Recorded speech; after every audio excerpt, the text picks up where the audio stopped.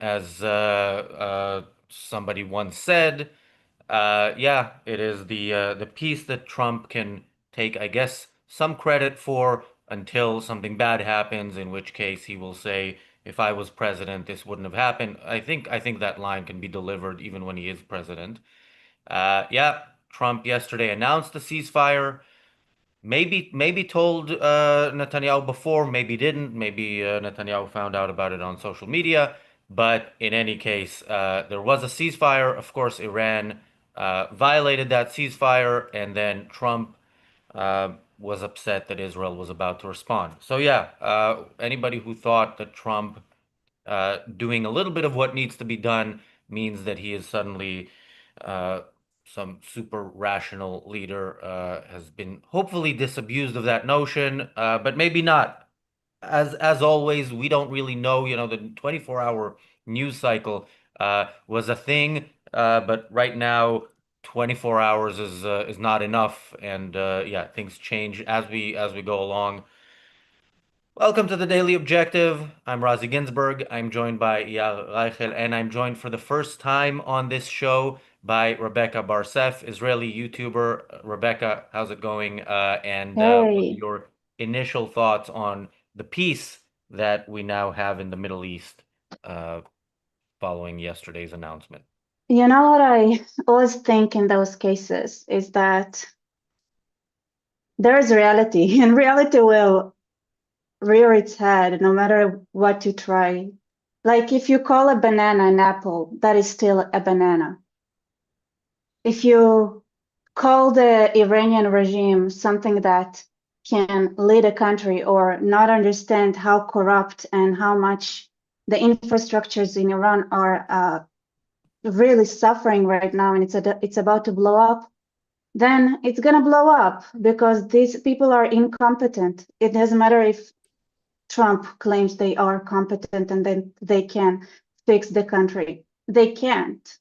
Like, they really can't. So a banana is not going to be an apple. And Iran is not going to be this better place like Trump claims it will be. And it's going to blow up sooner or later. And I think it's going to be sooner than later. Yeah, yeah. You're also in Israel. Basically, I'm the only person on the show right now who's not in Israel, but we will have more panelists joining us. This is going to be a longer than usual show.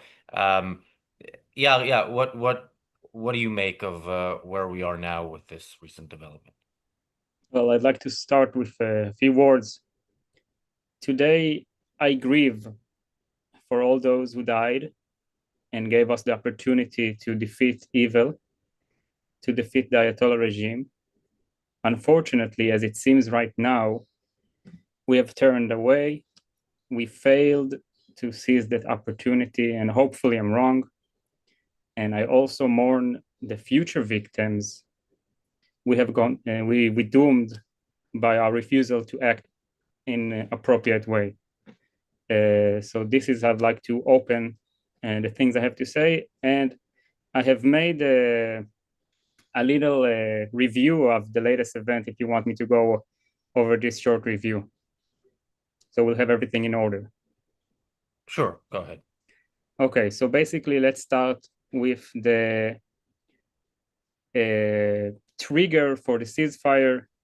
So on Monday around 7:45 p.m., and it's all going to be in Israeli time. So in the UK, there is a 2 hours difference. So in 7:45, Iran launched operations Victory's Omen. It was a barrage of 14 ballistic missiles at the US base in Qatar. There was no casualties and there was some partial damage. Trump immediately tweeted he thanked Iran for the advance warning and to the Qatari emir for brokering peace. Around 1 a.m., Trump announced the 12-day war was over and a ceasefire would begin in 6 hours. And he basically said that both sides asked for it. The final hours of said conflict were lethal for Israeli civilians. And also Iran broke the truce moments after it began. So this morning, between 5 and 7:30 a.m., Iran fired six barrages totaling 20 ballistic missiles at Israel. There was a horrible tragedy in Beersheba, which is a town in southern Israel. One missile scored a direct hit on a reinforced room. It's called the Mamad. And unfortunately, 4 civilians inside that safe room died basically just before the ceasefire was to take effect. At 8 a.m., which is after the supposed ceasefire, Trump tweeted the ceasefire was active. At 10:30 a.m., Iran fired 2 more ballistic barrages at northern Israel. They were intercepted, but it was basically a breach of said ceasefire. Then our Minister of Defense tweeted, "We're gonna strike Iran hard."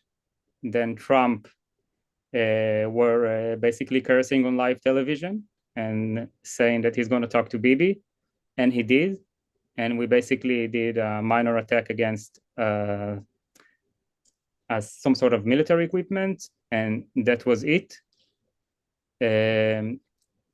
Basically, now, basically, this was not a war for regime change. It was basically a part of a negotiation for a deal that the United States will have with Iran. That's what it seems to me right now. I'm very disappointed about that.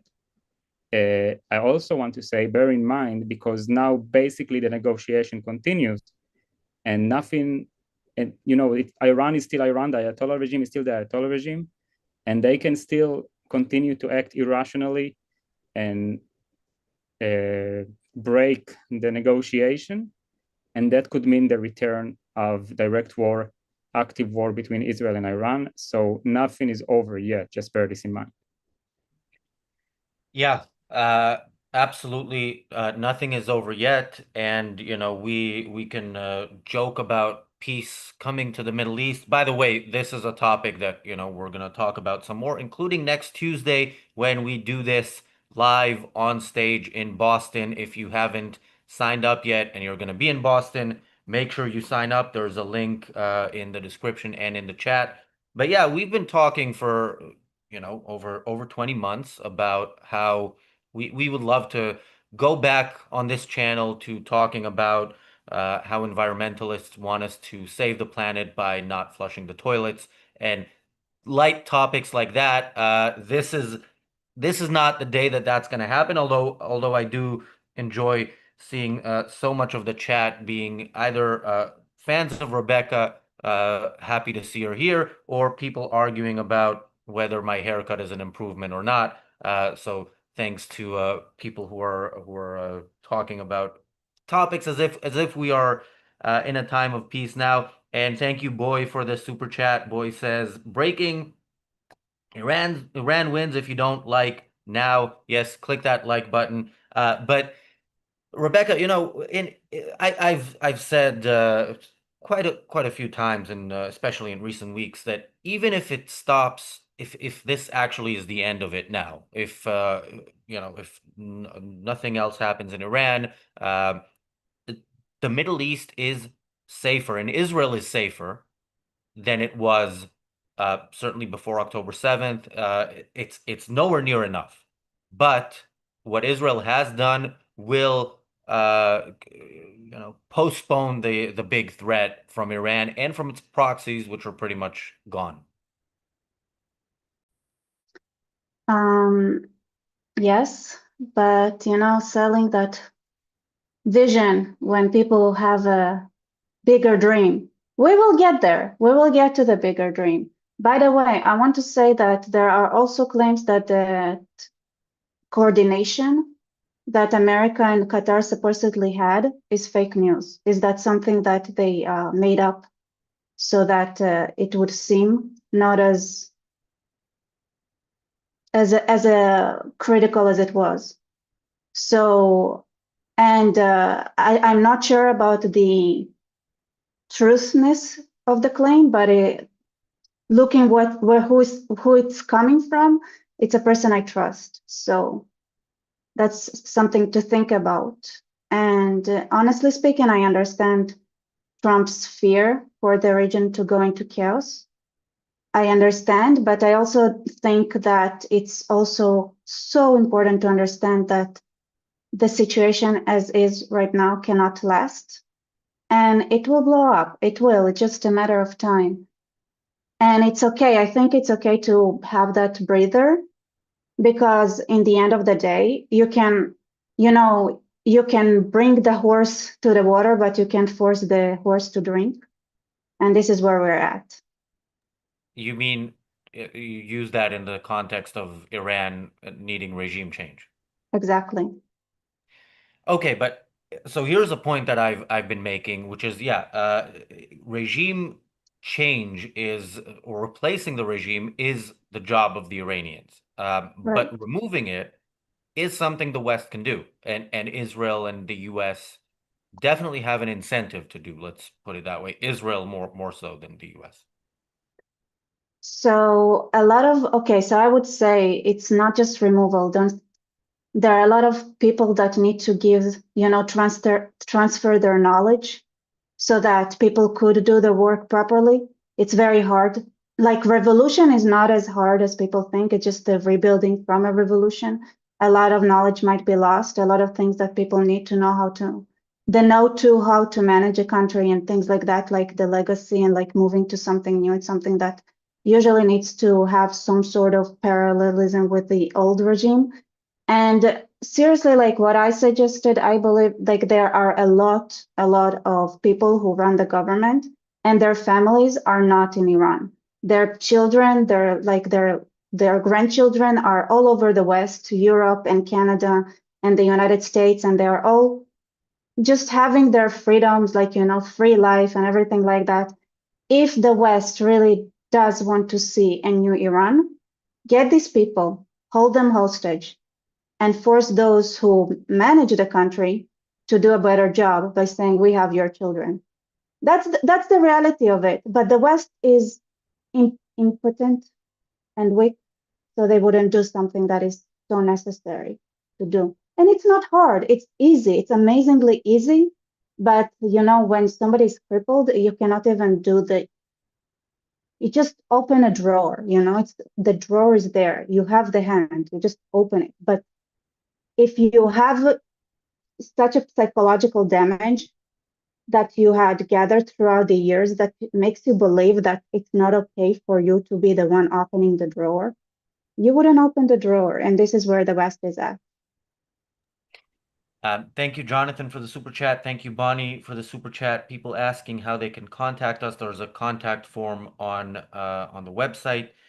Um, yeah, so yeah, to follow up on Rebecca's point, one thing we've been saying is with the obvious criticism that we have for Trump, and more so today than usually, it's if you think about other Western leaders and other people who could have been the American leader today, it paints a very scary picture. I mean, in terms of is this the best that we can hope for in terms of Middle East policy? I'm not getting into other policies where it's hopefully not the best we can hope for. Yeah. Well, I think we should stop looking at politicals as primaries. I think the primary and essential thing is the views of the people, the views of Americans, the views of Israeli, the views of people in the West. And as long as people hold these immoral view of symmetry in war, of just war, of humanitarianism, of pacifism, and all of those sick immoralities that stop the West from defining evil and then destroying evil, nothing will change, and nothing has changed in the past 70 years. It's just been going worse. So yeah, though most people hold these views, so the politicians, trying to get elected will hold those views and promote those views, and this is what their base wants. And it applies for Democrats and Republicans, because this is basically what the majority thinks in the United States of America and in the West. I think Trump is looking at it in a very amoral way. Like, he doesn't care about legitimacy of countries. Like, I don't think, in a sense, he creates some sort of a equilibrium between a country that respect individual rights and a crazy tyrannical regime. Both has a right to exist. In a sense, he actually likes those dictators and see them as some strong figures.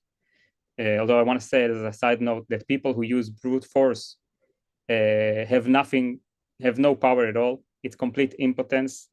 Power is by intellect and by creation, and not by brute force and destruction. Just want to say it as a side note. So anyway, Trump sees those leaders of the tyrannical regimes and sees them as powerful people, and he thinks that a deal should be made with them. So he needs to make a deal between the United States and Iran, and between Israel and Iran, instead of destroying the Ayatollah regime. And that's very sad. Now, as I said, the negotiation is not over, and Iran still has the opportunity to blow it up. So we can go back to trying to destroy this regime. Now, I also want to go back to my review and basically talk about what we got in this war.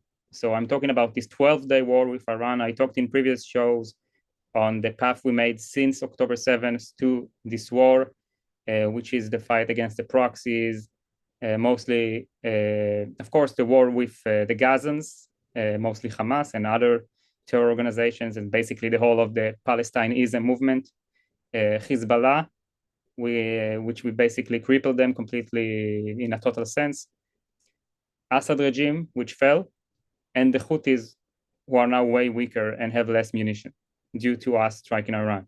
Now, in this 12-day war in Iran, what we got? So basically, we set their nuclear programs years back. They're now further away from a bomb than they were. And also, it implies that there will be a deal, and then we might have ways to delay it even furthermore. Their missiles and UAV production capabilities were severely damaged. Over half of Iran's missile launchers and numerous weapons depots destroyed. Hundreds of Basij paramilitary forces were killed. This is basically their KGB or Gestapo. And the Israeli IAF established total air superiority in Iran. We call it blue skies. And we have freedom to strike everywhere we please in Iran. Now, what is the unfinished job? And this is the thing that hurts me the most. The Ayatollah regime and the IRGC, the guards of the Islamic Revolution, remain firmly in power. And basically now they're going to focus on rebuilding themselves. And what that means? That means that if nothing significant will happen, let's say there will be a deal between the United States and Iran, and Israel will accept it, and there will be some mechanism to make sure they won't get nukes, Iran would still make a lot of money selling oil, and they will use this money to rebuild, first and foremost, to enforce terror cells around the world, in Europe and in the United States of America, and also to rebuild their proxies surrounding Israel in one way or another. And who knows, maybe they'll do a pivot. Maybe they'll shift into being like Qatar and just using their dirty money to try to completely corrupt the intellectuals of the West and create a philosophical war against the West, which I think is way more dangerous than a nuke. I think destroying the philosophy of the West, which is what has been done in the last 200 years, but now the leaders of this destruction are the intellectuals in the West and Qatar, which are basically funding a total war against man's reason, using universities and NGOs and organizations across the world. Perhaps Iran will join this as well. I don't know. But the point is that as long as we keep this regime alive, and we are the ones who keeping it alive, the Western world, the free world who is giving Iran a moral sanction, by doing that, we are basically sending our kids to die. We are sending them to their death in the near future and in the far future. And we will pay the price for that. So I'm really hoping Iran will blow this up and will return to war and destroy this regime while we still can. Because once there is an agreement and a ceasefire, it's basically over for the West. The West will not allow itself to open a new war against Iran until it will be too late. Yeah, by the way, the idea that Iran will use its money to corrupt intellectuals in the West is something I'm sure they would consider doing, but that's not going to be a very long journey for intellectuals in the West from where they are now to be fully morally corrupt. I think they already are there, but more Islamic money, why not? Yeah, with this. You mentioned the 12-day war. I wonder how much of the insistence on Trump's end to end this war now is because he had a name for the war that he really liked and he wanted to just be the one to name it. But on the other hand, he also wants to take credit for peace. He wants to move on to the big beautiful bill, which is basically he wants to do to the American economy what those B-2 bombers did to Fordo in a sense. So that's his agenda, but there is the question, again, going back to the idea of regime change in Iran. Rafi says in the chat, the regime has the guns. How do you stand up to guns? And uh, look, we've seen them try, but yeah, Rebecca, I wanted, yeah, let's go to you for the answer. How There, do they there, stand up to guns at this point? so the regime is not the only ones who have guns. There is another population that was ignored this whole time, mostly because of exactly the reason that Trump mentioned as the reason he doesn't support a regime change. There was this whole facade where that, people were pretending that, Iran is one unified big country. But the reality is that those who suffer the most under the regime are the minorities. And let me start with a small minority just because I want to give them an honorary mention, and that is the Baha'is. When the war started, the Baha'is are a very persecuted minority, and it's a faith-based minority inside of Iran. And what the regime done, they started grabbing every Baha'i they could find, and they claimed that every Baha'i is basically a Mossad agent. So this is what they do. They just, another thing they did is just also find random Afghans that were in the country and blame them so that they would have those public executions to show. So minorities are not having fun in Iran, and there are minorities that are sitting on the borders, whether it's in Ahwaz or the Baluchis or the Azeris, the Kurds. And when you're on the borders of a country, that means you can smuggle in weapons.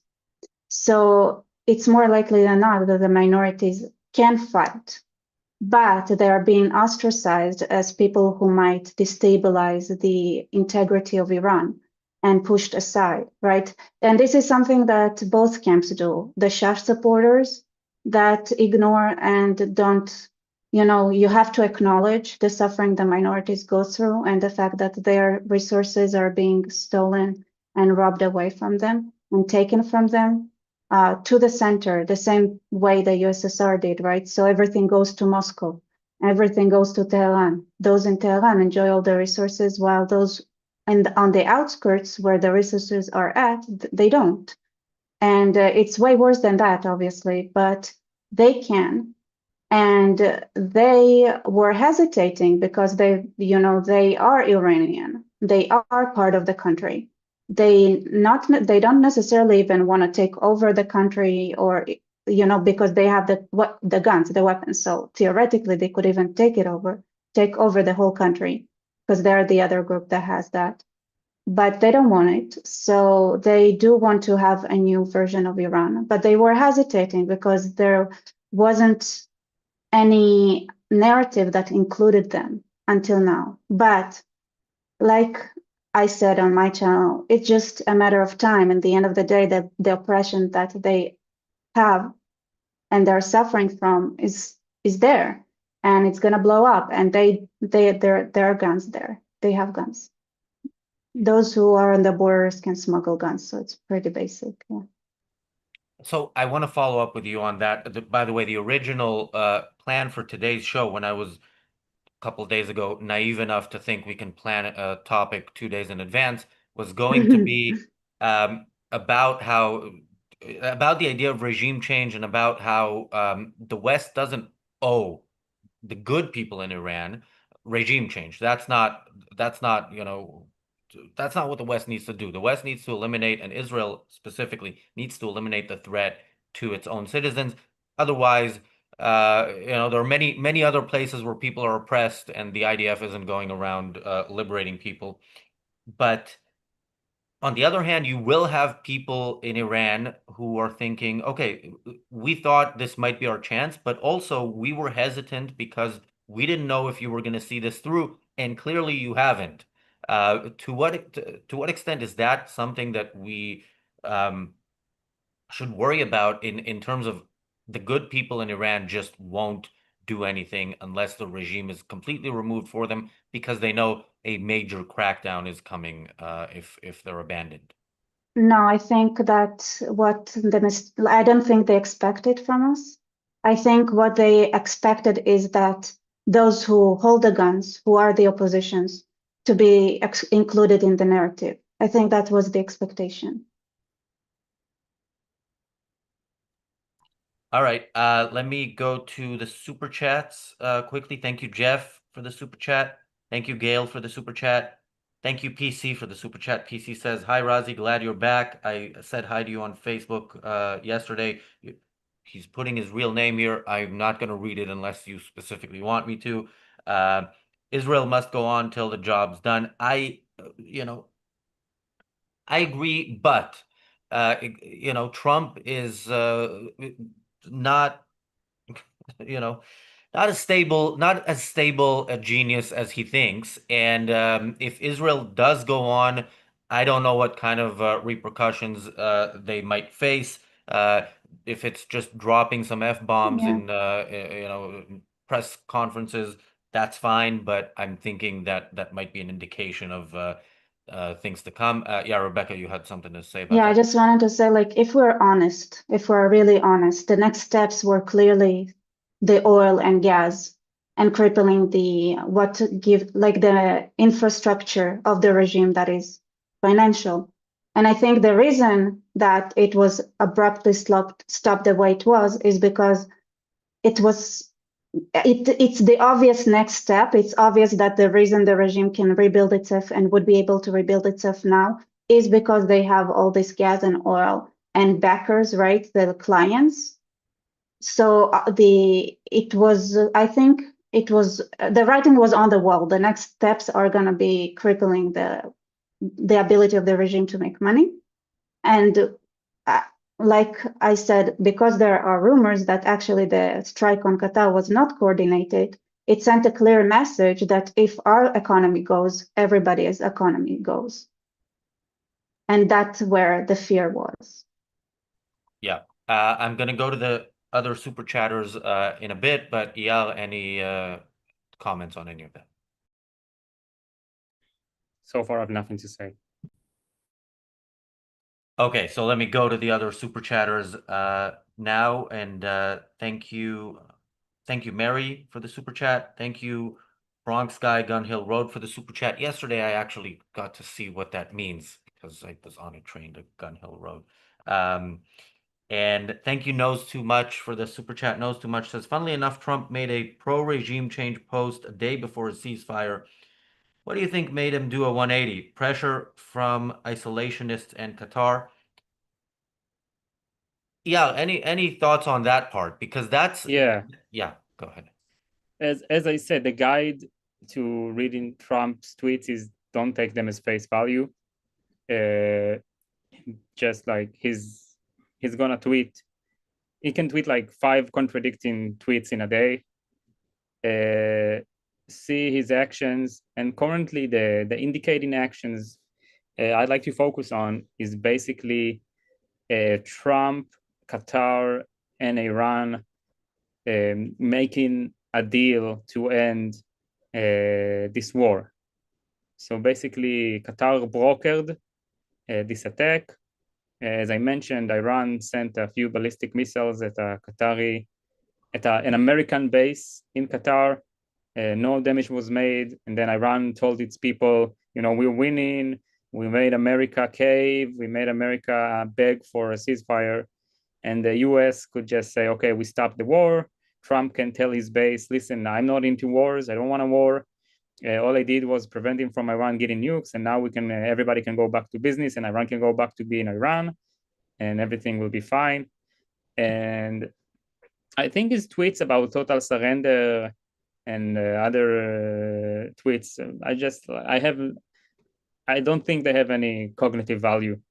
I don't know what to say about that, but just look at the actions. And I think basically Trump is now working to get a deal. He likes deals. He wants to get a deal with Iran. And this deal, let's say the best deal I can think about is like Iran stop developing nukes and Israel has some authority to actually enforce that by force. I don't think it's very likely. It could be. If there be a deal, which I think I don't want, I want this regime to fall down. So if there be a deal, I'd rather to have a deal that will set some sort of a cascade of events that will eventually lead to the destruction of this regime, which is not very likely. That's what I hope. And as I said, and I'll say it again, this regime could still collapse. Iran is still the same irrational Ayatollah regime that is completely delusional. So let's see where the negotiation will go. And I am counting on the Israeli government to follow the negotiation and to indicate to Trump that the Iranians are just a bunch of, that this regime cannot be trusted. And if they'll try to score, some, how do you say it, like some idiotic achievements out of this deal, which obviously this is not the case, like they're completely crippled and weak as of now. So if they try to go too far, I think Trump will stop them. I don't know how it will go. It's very complex, and I'm very worried because Qatar is also inside this whole shenanigan of diplomatic, political bankruptcy and moral bankruptcy. So hopefully it wouldn't be extremely horrible and will just be, a very bad deal that will allow Iran to basically keep on gaining money and using it to fund terror against the West. Yeah. Thank you, Garbled Words, for the super chat. Garbled Words says, nice to have Rebecca on the show. I love her with Apostate Prophet. Yeah, great to have Rebecca on. And Rebecca, I'm thinking of the point about Trump's contradictions that Yael mentioned. And, on the one hand, some of it, like right before Israel started the initial attack, he said a few hours before, I told him not to do it. And then the 2 weeks thing.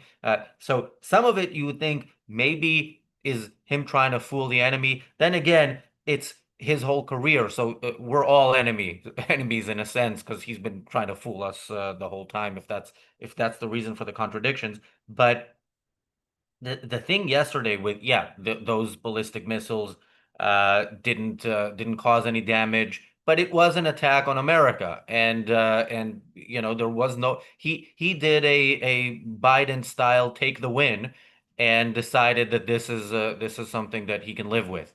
So I see that as somewhat troubling. What do you think? Honestly, no, I don't think it's troubling. I think first, it shows impulsivity, but it's not necessarily a bad thing because there is truth in the impulse. So and I think sometimes we should look at it. I'm gonna use I don't do it a lot, but I'll say it as a woman, sometimes you just have to listen to your gut. And I think we can also rebrand some things and understand that it's also our choice. There wasn't any lie in him wanting the regime to surrender, but there is also truth in the fact that the world economy could be crippled if that conflict continues the way it is now, because the reality is that without the ground, right, without people rising on the ground, the trajectory is clearly towards economic catastrophe or whatever. Like it depends on the way you look at it, but like it's economic troubles. And because it's not a real big deal in theory, but in reality, all of our economies right now are basically dangling on threads. So they are not very, it seems like the economy in the US, in China, everywhere, it's like, I don't know how much stress it can tolerate. So even I think 100% the American army can, make sure that the Strait of Hormuz are safe and guarded. I believe they can. But because everything is so, when you have margins, then you can take risks. But when you don't, then people tend to be more cautious. So I think in his heart, he wants to see a new regime, but he understands that he doesn't want to be the one that pushes a button that makes America spiral, because America is honestly looks like it is close to spiraling, whether socially or psychologically or economically. It looks like it. Something there is right now needs to be stabilized from within. We can see the LA riots, the Harvard University, the way it is, the Democratic Party. Yeah. Well, let me push back on a couple of points. For the first one, let me just for the moment self-identify as a woman so that I can say that as a woman, I'm offended by the idea that us women act according to our guts and not according to reason. I mean, we have the capacity to do both. Um, and also, if Trump is worried about the economy, he shouldn't be destroying it with tariffs and all sorts of other things. So, you know what's great for the economy in the context of war, which is always bad. It's a bad thing, but it's a thing that sometimes happens because it happens because bad people want it, not because of the victims of the war. So, what Just would one be little great? point about the economy. There Sure. is a reason Elon Musk was beaten out of the White House. Yeah. That's all I have to say.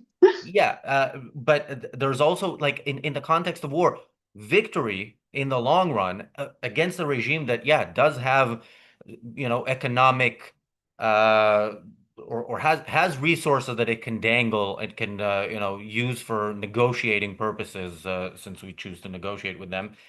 The removal of that regime and the removal of again, without having to force a different regime on them, the removal of the risk, the military risk of whoever comes next. So in Syria, you have Al Qaeda, but they have no ability to ever attack anybody as long as Israel continues to destroy anything they might get.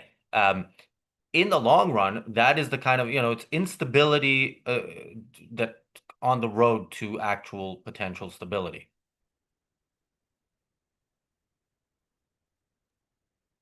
But maybe it's time for people in the Middle East to take care of the Middle East themselves. Maybe, but I'm not optimistic. Yeah. Well, I have an update. I don't know how recent it is, but I've seen X post. An Israeli security source tells Saudi El Hadat that most of the enriched uranium is buried under the rubble in Iran. The source added that Israel knows exactly where Iran transferred its enriched uranium, but will refrain from targeting it in order not to cause a nuclear disaster.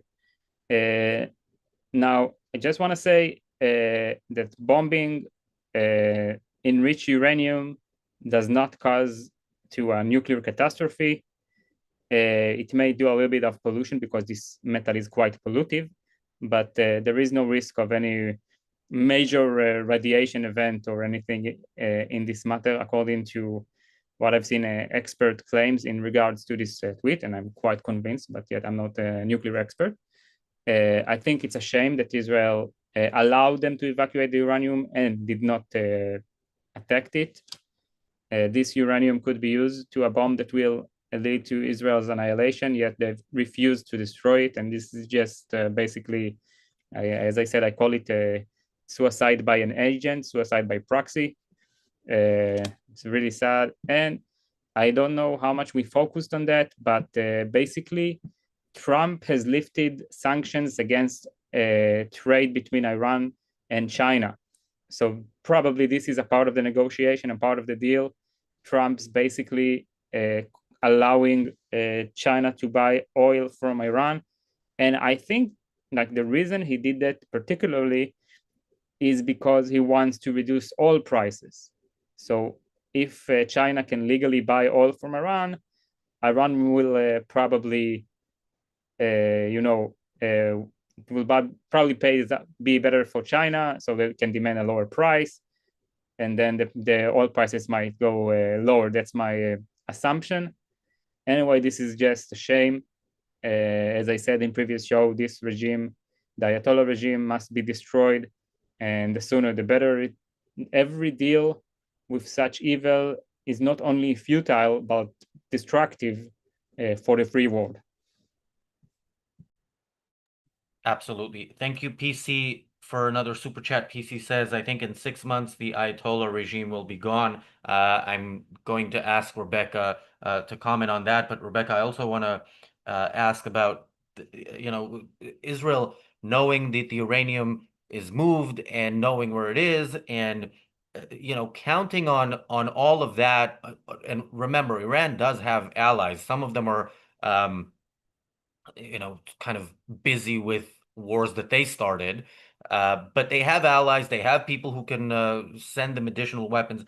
To what extent, without telling us anything that will get a knock on your door during this show, to what extent is Israel's intelligence, like, is it that, are they that confident that anything that happens, they will know and be able to act before before that ends up on a nuclear warhead, on a ballistic missile heading to Tel Aviv? So I'd say first, I think Iran doesn't have allies. It has business partners. And what those business partners care about is the business, way less than who runs it, as long as the business is done.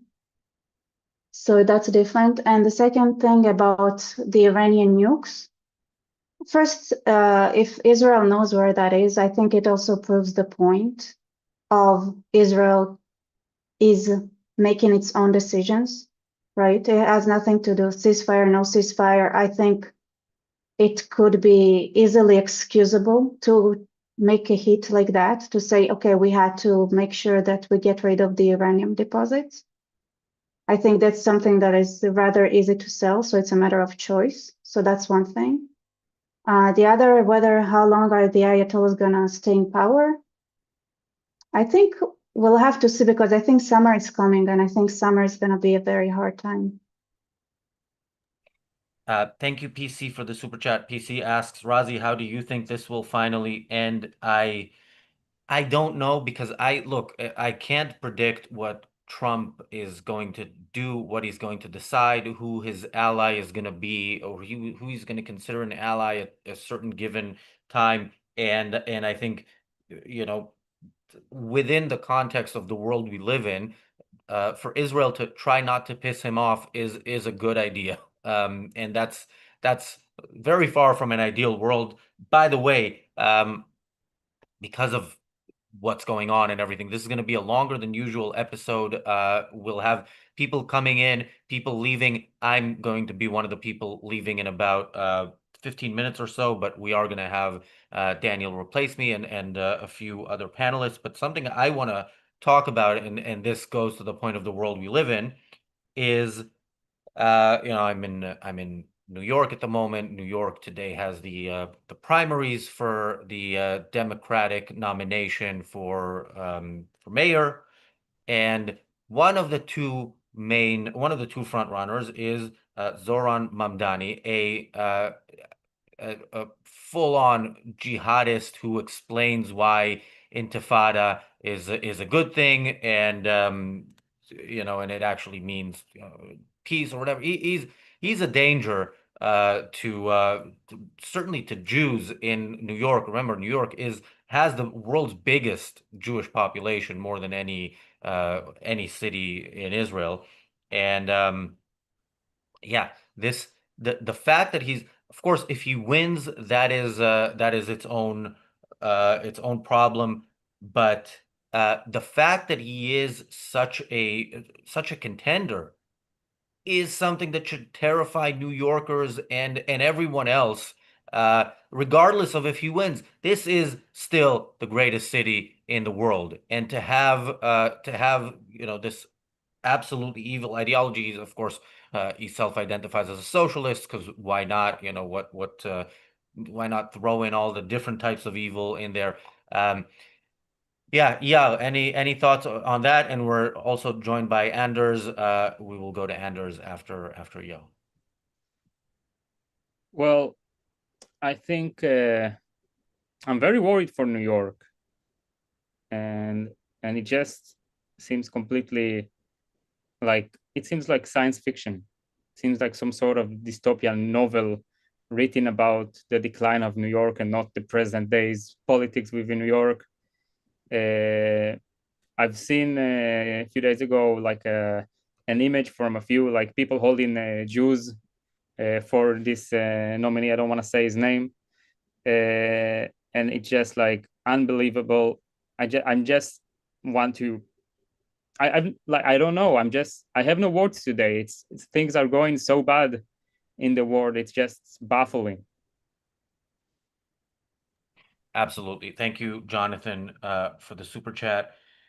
And thank you, PC, for another super chat. PC says, Razi, the man who ran Germany from 1933 to 1945 was a socialist. Yeah, socialist with a similar view of the Jews that I think this candidate has. Anders, this was not the topic of the show. It was something I wanted to bring up. Being in New York on this day that is particularly, I think, terrifying for New York. Any thoughts on that? Or if not, we will go back to the Iran topic very shortly. No, I really don't have any thoughts. I think the New Yorkers will get it good and hard if they elect this guy for mayor. So they have a tendency to screw it up for themselves, be it in COVID or in any other situation in the past. So we'll see what happens. Yeah, although this is next level, even by the sort of history of New York mayors, and yeah. Anyway, we'll see what happens.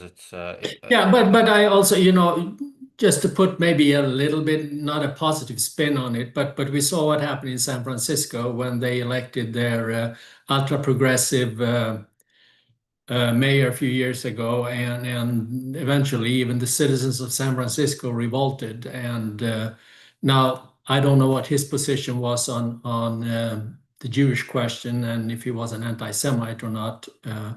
But I mean, a similar scenario could play out in New York over the next few years if he indeed would get elected. Yeah, and I saw Yotam just mention that he voted. Yotam, well, outed himself as somebody who lives in New York, and maybe that should be a concern. By the way, the fact that good New Yorkers, have to vote for Andrew Cuomo is that alone is should tell you how bad the situation is. But yeah, it is what it is at the moment. Anders, any thoughts on the ceasefire, which of course was violated, and then Israel was to blame somehow, even though it was violated by Iran.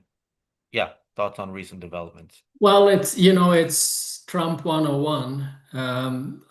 I refuse to make any predictions when it comes to Donald Trump. I don't think anybody can, because you don't know what he will think and do from one minute to the next. I wished that Israel disregarded it, and still this whole situation, unless there is a regime change in Iran, this will have turned out to be a failed operation. We need to get rid of the Islamic fundamentalists, and if that means that Iran descends into chaos, so be it. We're talking about the defense and the self-interest of the Israeli and the American people in getting rid of this regime. So before that regime is gone, I would not declare victory. Yeah. So again, I share the desire to see Israel act some more, and finish the job. Um, But, and Rebecca, we did kind of touch on this, but I want to go back to the point of what will happen if Israel actually says, you know what, we're going to do what's necessary, which, by the way, it may not do at the moment in Iran because, in historically, Israel is happy to, kind of postpone the problem rather than eliminate it completely. And Iran, I'm sure, is going to be fine with this ceasefire in the same way that Hezbollah, when they were firing daily on Israel, and they said we're not going to stop until Israel stops whatever they're doing in Gaza. And of course, when Israel then destroyed Hezbollah, they were like, you know what? Okay, let's have a ceasefire. So I'm sure they're happy to do it temporarily. What happens if Israel continues to do what needs to be done, or if Trump decides to come up with similar demands for Israel in Gaza, where they're far from finishing the job, and Israel says, no, we're gonna keep doing what we have to do. Well, I think first of all, we need to make sure that Israel resupplies its whatever it needs. And I hear you guys that there are New Yorkers in the crowd. I think if New Yorkers could help with moving that along, I think historically they did, so maybe they can do that again. I don't know. So that's a big thing. So if you want to see a better Middle East, we also have to think about logistics. And whoever can step in and try to figure out how to manage the logistics, I think would be welcome. I personally don't know somebody who is the one that personally imports many of the drones that the IDF uses, and she took an initiative as a person who is stationed in a very unique position because of who she is, so she could do that. So I think it was always like that with us Jews, right? We always thought about wherever we are positioned, whoever take advantage of who we are and where we are to make sure that the Jewish people are stronger. And I think we should start thinking the same way right now, especially when things are very uncertain, even in New York. Yeah, I mean, look, I've said early on in the war in Gaza that I do think the fact that Jews are under attack in Western countries with kind of it has a certain legitimacy, attacking Jews. It has a certain cultural legitimacy, even if it's not officially endorsed by governments just yet. It's not frowned upon. We had that famous incident where a police officer told a counter protester at a pro-Hamas rally. He told a counter protester, "You're quite openly Jewish," and threatened to arrest him for that because it's offensive to terrorists to be openly Jewish. But I've said I think Jewish militias are probably a thing that's coming, and that is not a step towards something positive. It might be a thing that Jews don't have a choice, or think they don't have a choice but to do that. But yeah, if we get to that point where we have Jewish militias fighting against pro-Hamas people, that's not going to make the world a better place. And yeah, New York specifically, remember this guy who doesn't like Jews also doesn't like cops, and he wants to defund the police. So New York might become an absolute third world shithole if this guy takes over and gets to do what he wants to do. Yeah. And I will I think Daniel is about to jump in as I have to go. But yeah, this show, as I mentioned, will keep going, and people click that like button so that more people get to see it. Yeah. Well, I have to go as well. In summary, I wish New York to not elect this horrible, evil human being. I hope the people of New York basically have the ability to use their judgment properly. You can find me in. Okay, I've lost my train of thought. It's a very hard day for me. So I'm an associate. Victory.now. Yeah, I'll go for that. Don't worry. I'm an associate at the Ayn Rand Center, Israel. You can find us at aynrand.org.il/about. I am also a member of the Victory Now movement, and we're working on a book to show a moral case for Israel's total victory and a plan for Israel's total victory. You can find us at www.victory.now. Thank you very much. Thank you, Iyar, and yeah, I'll be taking over as the moderator now. So yeah, a few thoughts I wanted to bring in, and we have been talking about how Israel has been acting in Iran, and the fact that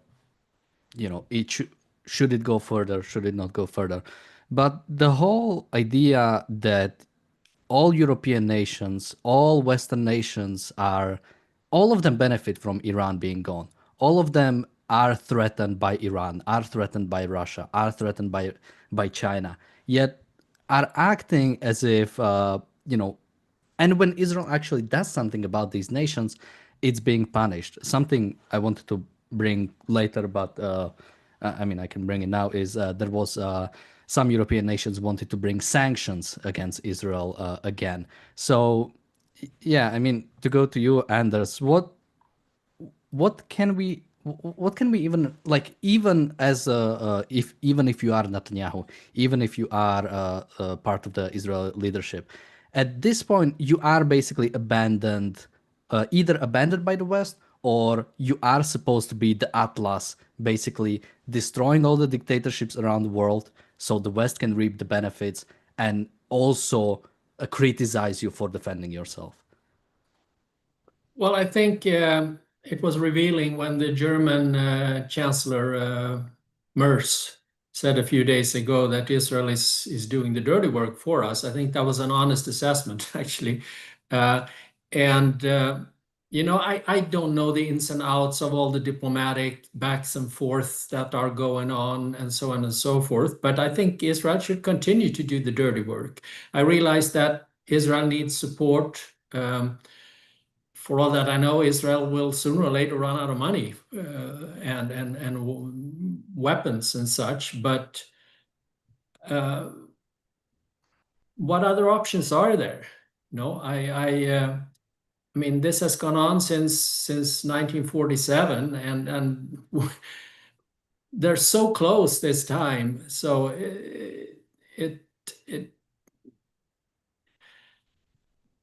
yeah, why not take a chance on just taking out Iran? I don't think the rest of the world will do a lot if the regime in Iran is gone, quite frankly. And I'm pretty sure they know where they are, right? Sitting in Lavasan in northern Tehran there, the Ayatollah. And if they've taken out all these individuals so far of different stripes, I'm sure they have a long list that they keep tracking and that they continue to take out. So maybe I'm simplifying things. I probably are, but it's I mean, it would be so disappointing if when you have victory in its grasp and just to let it slip through your fingers this time, and yeah, it'll buy you another 10-20 years or whatever, but the threat is not gone. It's still there. Yeah, something I wanted to bring in is that For a long time, I thought that Trump doesn't really want to be president. He wants the sort of the idea of being president without actually having to do any of the work. But on some level, this is pretty much most of the Western leaders. There will be a war between European nations and Russia, very likely. There will be a war between China and Taiwan. Yet most of the West is acting. There is a NATO summit right now, and many of the nations are basically, do we have to spend money on the military? Like, do we actually have to? Like, we have different problems than Russia on our border. Or, oh, do we have to stop trading with Russia? I mean, they're not invading us, they're only invading our neighbor that we are supporting and canceling the support.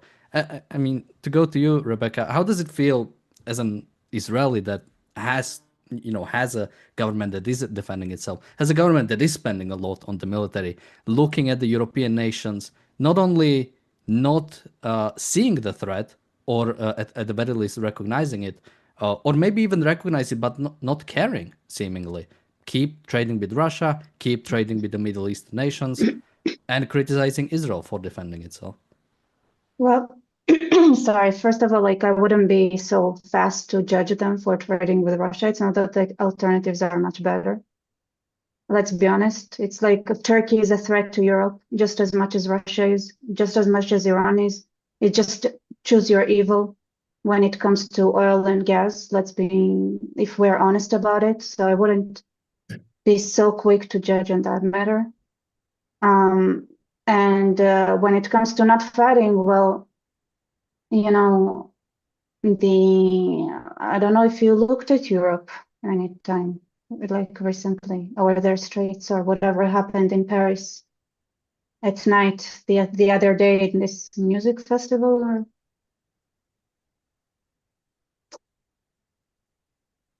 like I think I didn't really get into the details, but it was awful. So you're seeing the results of that in their streets, in their houses, in their they feel it in the most personal way possible, their cowardliness. So is it sad to see somebody who is refusing to take action and heal themselves and take care of their bodies and souls and do whatever needs to be done? Yes, it's sad, but it's a choice, and I wouldn't say they're not paying for it. Yeah, when it comes to sort of not criticizing them as much, I mean, on some level, we knew about Russian threat not only since the invasion in 2022, since 2014, and even before we knew, Russia or Soviet Union before was not a state that is dictatorship like any other, and with that they have to act outward. They either collapse from inward, or they need to attack somebody else. So yeah, we have also Alex joining us, but I'm not sure if she is coming on camera. So Alex, thank you for joining us. Alex and Rebecca know each other, so I mean, to go to you, Alex. Yeah, what do you make of this sort of like inaction by the West, or even sort of like the lack of leadership, right? Like, you could say that the people are complacent, but the fact that you do not have even anybody willing to say the fact that you are being complacent, you are not seeing the threat, and pretty much it looks like everybody is content with simply drifting aside and eventually collapsing. I think it's a choice. I definitely think it's a choice to engage in this kind of evasion, right? Ayn Rand had a very good word for it. I think evasion is certainly the correct word in this for this. But when I really think about it, I think about what Israel has done, and if I truly imagine what our inventory was a month ago or 3 weeks ago, it's pretty incredible that Israel even decided to shoot to even attack them. They say that that Israel can produce that the IAI can produce 200 arrow interceptors a year, and just, I mean, the open source intelligence and on the, no one really knows, okay, how many interceptors are left, okay, but the estimation is very, very, very low. I mean, that is, I mean, to kind of put it into context, it's like going to fight for your life against a guerrilla army with a Glock with 10 bullets in it. It really is like that. And trying to manage to do something out of it. So it's, to me, it's kind of amazing that the war even happens. It kind of, I think it probably it highlights how strategically important it was, and maybe also the desperation that they eventually ended up embarking on this. And you know, in addition to this, I really wonder, I mean, I think people really don't understand that if Iran wanted to, or if anybody wanted to who has, I don't know, 3,000 ballistic missiles just kind of lying around, if they decided to shoot them at all of our critical infrastructure, they could destroy the country. They could plunge us into darkness forever. They could really, you know, destroy, and no one would come to save us, right? I think that's probably pretty widely understood. So the fact that we even decided to fight is incredible. And it does, I think, juxtapose against what Europe is deciding to do.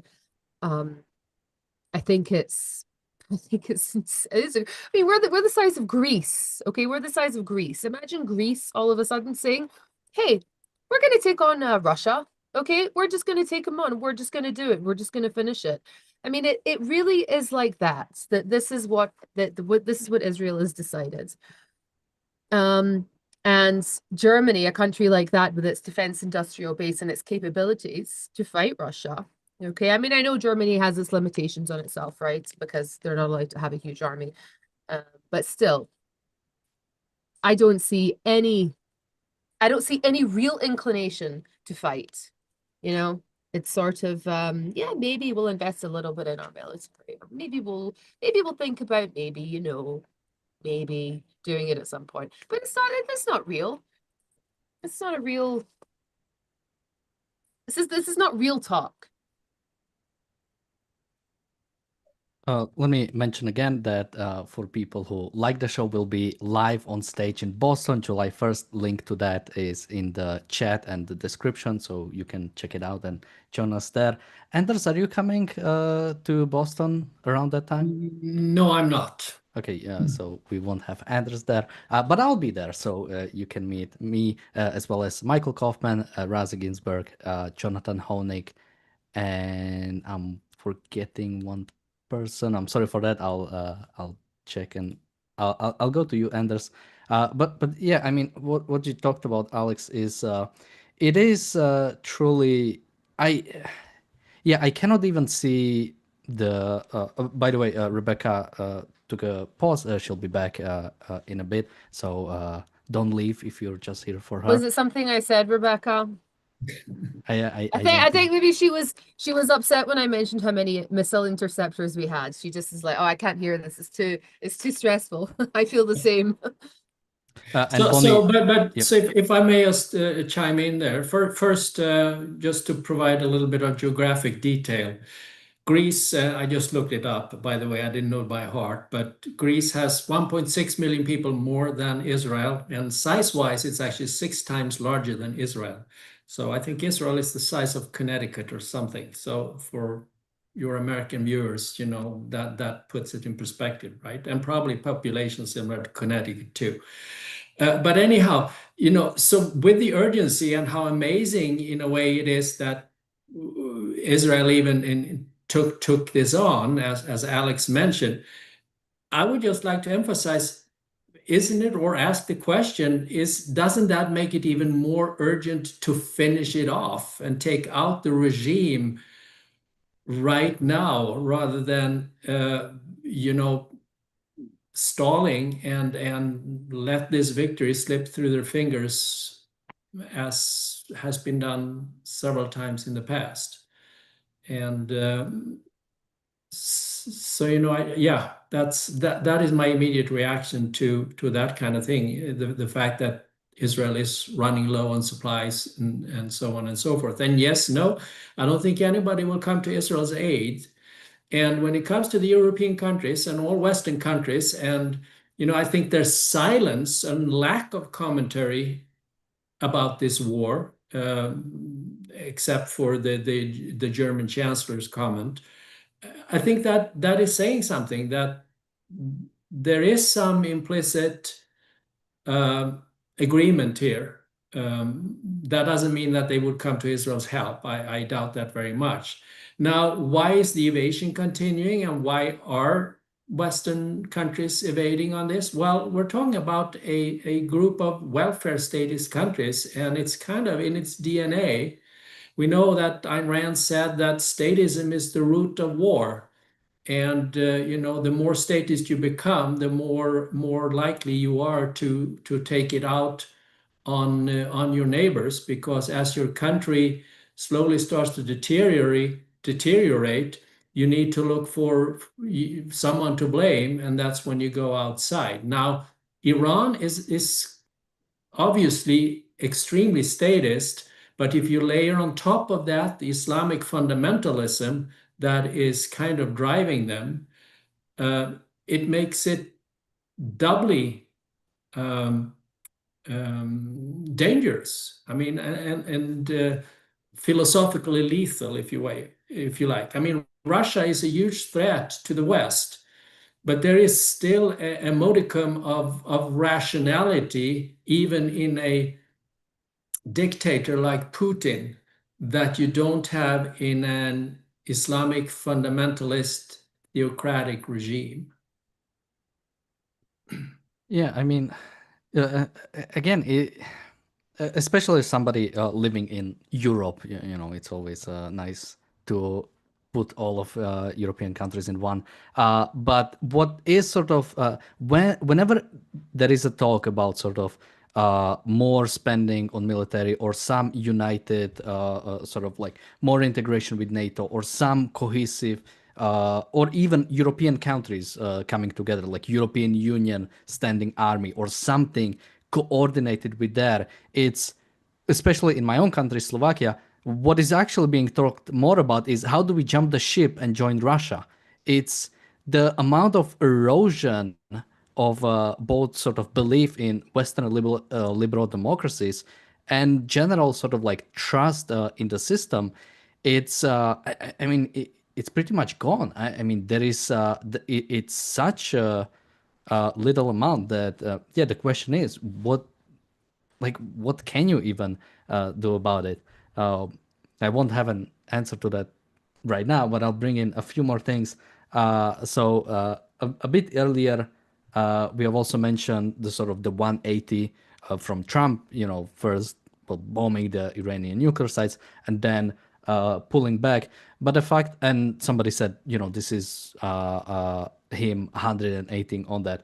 But the fact is, when you have no principles, when there is no truth that you're trying to sort of achieve or trying to go by, then it's all just random stuff, right? You're just saying stuff, and everything has the same sort of value. Like it's all nothing. It doesn't mean anything. Like when we had, I'm not sure if I saved this, but we mentioned it earlier. Trump, American bases were attacked, and what Trump said to that was, "Thank you, Iran, for contacting us. That you'll do this, and nobody was hurt, so everything is okay." And like this is exactly as Biden saying, "Take the win" last April. Like because Iran told Israel that it was going to attack it, that somehow made it okay. Because Israel could prepare in a bit, it somehow made it okay. And we're also joined by Nicholas Provenzo. Hi, Nicholas. Thank you for joining us. And I'll go to you, Nicholas, on that. I mean, yeah, how like yesterday, this happened during the show. American bases were attacked, and I pretty much couldn't really say anything for the rest of the show because I was so I had no idea what's going to happen. That I was like, okay, we'll just go live again if something happens, and then we'll go because Trump went into a situation room, and all we got out of that situation room was Trump putting this truth that we were attacked, but it's okay. The joys of war streaming. I'm trying to like find the bird's eye view of this, and this is the best I come up with. It's an action that I support in principle, given the evils of the Iran regime, led by a leader I have slim to no trust in, and that's a huge problem. And it's kind of interesting to look at the comments that I'm seeing from other objectivists and other people whose thoughts I respect. And there's a lot of whataboutisms. Like, where were you if you're not happy with Trump taking this action? Where were you when Obama or Biden blew up this or blew up that? And I guess, what it kind of is forced in my mind is the question of whether or not the Constitution does a good job explaining and properly regulating how the U.S. applies force here, because you have a whole host of evils. You have this longtime enemy that needles the United States with violence for years, Iran. And it's a theocratic regime. It's inherently violent and unstable and dangerous. It has caused the deaths of how many Americans and American service members, and yet we tolerate. And that seems obscene. And at the same time, you have these uses of force that are not done with consensus. And I mean, the big concern in my mind is the fact that you have an executive with the power to use force unchecked. And I was thinking, like, well, what's wrong with the Constitution that allows this? Because it's been going on for years. I mean, you could say it's been going all the way back since Korea and Vietnam. So this is a multi-generational problem. And I guess the long and the short of it is looking at it again, bird's eye view. What do we really need here? Do we need a constitutional amendment that would actually, one, restrain the use of force, but at the same time properly explain the use of force so that Americans can see clearly that when the U.S. is threatened or attacked, and it's the rights of its people are threatened or attacked? Because, last time I was on, or one of the earlier shows I was on, we were talking about the Saddam Rushdie fatwa, where Iran had promised to kill him and his publishers, who were oftentimes American. And there were people who were murdered by Iran. That in my mind, is a fundamental wholesale attack on an essential freedom to speak. That, even if it was directed at one or two people, ought to be enough to say this regime is out of bounds and we will fight you and you will lose. But we don't have that in our culture. We have this mishmash of the use of force and the abdication of the use of force when it's justified, force being used without consensus, force being used without procedure. And I just, for lack of a better word, I find it insufferable, because force is, I think we'd all agree, deadly and dangerous. And you want to constrain it, but you also want to use it when you need to. And we are doing neither right now with an enemy that has been a thorn in our side since I was a kid. So that would be my, my take on that. And I'd be kind of interested to hear how other people look at it, if they're seeing it the same way I do. Yeah, I mean, when it comes to sort of like America, or sort of the president as being commander in chief, and sort of what under constitution he's allowed to do, I think Iran has pretty much acted like on day one when the Islamic regime came into power. They invaded technically U.S. soil, took American hostages. I think the president would have absolutely been right to jump in. And since then, they have been continuously attacking Americans. And so sort of like in some way there was always a justification for a president to act, but using as justification the fact that Iran is close to a nuclear weapon. One of the reasons why I always disliked that much focus on it is because that is important, but doesn't really matter as much. Iran has been killing Americans, killing Israelis, and will continue to do it with or without nuclear weapon. The fact that for some reason that is now being sort of like the main story. I mean, well, let's.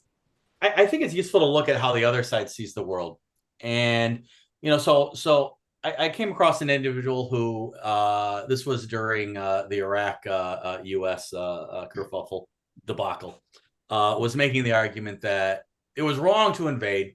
We could have contained them. And they made a very elegant argument that absent the specific initiation of violence on American soil, on American people, we should contain. And I didn't agree with them then, and I don't think I agree with them now. But, let's talk about containment as a strategy and why it fails. I think the problem with containment is that it never resolves the problem that leads to violence in the first place.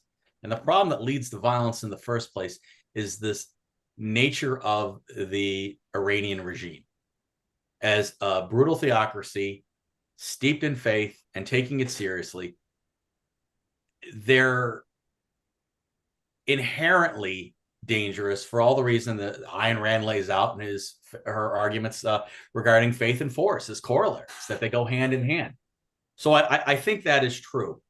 And as long as Iran doesn't change, and I don't think it can change. I mean, they always talk about the Iranian resistance, but the sad fact of the matter is that the Iranian resistance is not wholly effective. I think we could do a lot more to make it effective, but it's not wholly effective. So we can't hope for them to save us. It's really up to us to save us.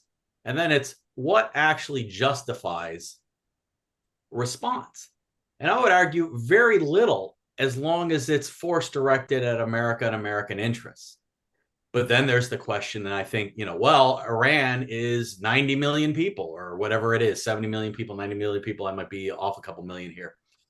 And that would be a huge disaster. And if you break it, you have to fix it and everything that goes therein.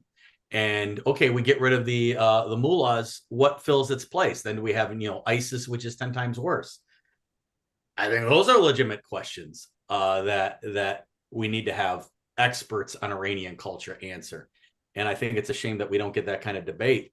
But yeah, I want to jump in. There's a few things there. But yeah, I mean, this whole idea of containment, I'll jump to you, Alex, for your thoughts. But I think even Trump, after the Iranian strike at the end of his truth, said, perhaps Iran can now proceed to peace and harmony in the region, and I will enthusiastically encourage Israel to do the same. Thank you for your attention to this matter. So even like ignoring the fact that is like equating. Sorry, Nicholas, I have to. Did you guys see that he's dropping F-bombs? Yeah, so Nicholas, I have to have let some other people. I'm sorry, but I'm just Sure. We can bring it later, but yeah, Alex. I mean, both the equating Iran and Israel, and also. Yeah, I mean, this idea that Iran now that we attacked it a bunch of times, destroyed a bunch of their stuff, they'll now proceed to peace and harmony. I mean... listen, ceasefires is not peace. It's a pause between massacres, right? That's really what it is. Peace accords are good, right? Normalization and peace accords where you build trade is good. Unconditional surrender is good, but ceasefires are evil. They really are. They're truly evil. And we've lived in this cycle long enough to know that a ceasefire, it's just not enough. It's actually a betrayal. Because, it's in that moment, what we do is we choose comfort over victory. All right. And it's delay over justice, right? And there's no justice, there's no sovereignty, and that's the most moral act that you can really commit in a war. Is total victory, is to force the other side into an unconditional surrender, and it not for cruelty, right? But we need the clarity. We've really, the thing is that diplomats love these things because they think that they sound super civilized. Oh, I love a ceasefire. It sounds nice. It sounds, oh, the fire is going to be ceased. No, there's no ceasefire, no negotiations, no coexistence with death cults. We don't manage the threat, you remove it, right? You don't postpone the war, you win it, right? These are all just basic concepts. But again, I know we're being blackmailed, but I also recognize our situation, and our situation is not great. I don't know if we can fight on. That's me being frank. I really don't know if we can fight on. I don't know if we have it. If we have it in us, of course, we have it in us. Rebecca will concur. We have it in us. Listen, we have taken ballistic missiles for the past 12 days, actually for the past 18 months, ballistic missiles that take down buildings. I have a colleague who is homeless because a ballistic missile went through his apartment, okay? Like, but he was, when I spoke to him, he just said, like it was so, like, the Israeli people are so strong. I think that we can fight on, but again, I'm really on a practical level, I don't know that we can. I really don't know. I don't know. It would not be the right thing if we only have 300 Arrow 3 missile interceptors for us to continue this. It's literally, it could be condemning tens of thousands of Israelis to die. Okay. Like, after you see these ballistic missiles and what they do, they destroy a neighborhood. Okay. It's maybe Trump, in his crass way, has saved Bibi. Maybe it's even coordinated, that now Bibi doesn't have to politically deal with the fallout of the ceasefire. Okay. Maybe. Yeah, I was kind of thinking about that because so recently the defense minister Israel Katz has said that Iran was apparently planning to launch 500 missiles in opening salvo, and so Israel had to basically preempt the strike to prevent that.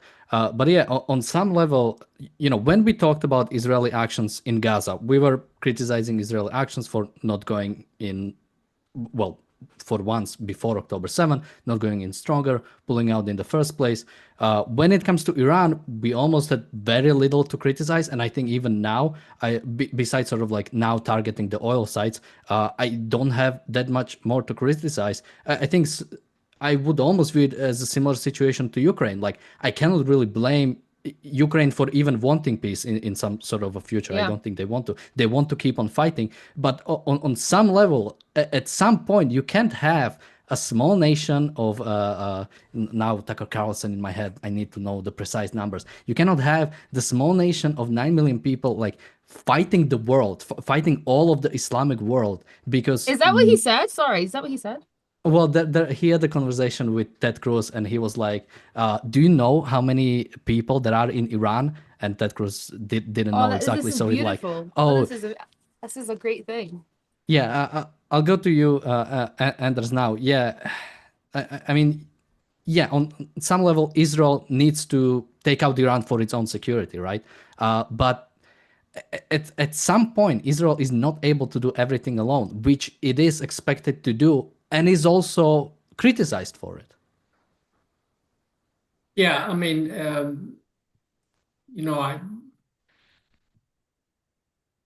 I obviously don't know what the status is of the Israeli army and what resources they have left and how quickly they can replenish it and rebuild. But if the situation is as dire as Alex hypothesizes that it is, then I just go back to saying that the more important it is to affect regime change. And now, to Nicholas's point, what will happen after? Well, for the Iranian people and for the Iranian diaspora, it's obviously a huge concern. But if I put off my rationally selfish American/Israeli hat, who cares? We need to eliminate the immediate threat and then just keep an eye on the situation. And if it so happens that it is a faction of the Revolutionary Guard that gets to power, that is even more militant than the mullahs are, which I think is the worst case scenario I've seen anybody describing. Well, then we just have to be on our guard, and if they start threatening and want to continue the fundamentalist Islamist agenda, hopefully we have a few years to rebuild the supplies before we have to take them out again. But I it guess could the also problem. be that we'll end up with a lot better situation. I mean, the Iranian people is a huge source of talent, of intelligence, and it can turn out to be something pretty good coming out of it. But what happens shouldn't be our primary concern. Our primary concern should be to eliminate the immediate threat. And the concern that Sorry, I Nicholas. have, and I agree with Anders. Nicholas, I'll go to you in a second. I Oh want to God, go. sorry. Yeah, sorry. I want to go to Rebecca first because she just rejoined us. Yeah, Rebecca, we were sort of discussing basically what capabilities Israel still has because on some level, as far as I understand, they are in some ways they are running out of targets when it comes to military targets besides sort of like actually attacking full on attacking the infrastructure as well as their oil sites. So Alex mentioned that maybe basically Trump is just giving an out to Netanyahu, acting as a bad guy. So Trump sort of takes the blame and Netanyahu can just have a ceasefire. What do you think? Do you think that pretty much Israel cannot do much else besides going full in for the oil fields and just needs to No, go back there's home? way more that can be done. The most, I think, almost the most, like the most sensitive points are actually also the desalination plants that Iran has, water systems, which Israel built back in 1979. So believe me, they know exactly where to hit to make it hurt. So it can cripple the country in a way that is fast and completely like that. But that goes into the unpleasant zones. So no, there is a lot that can be done. There is a lot of technology that wasn't used. But it is on the,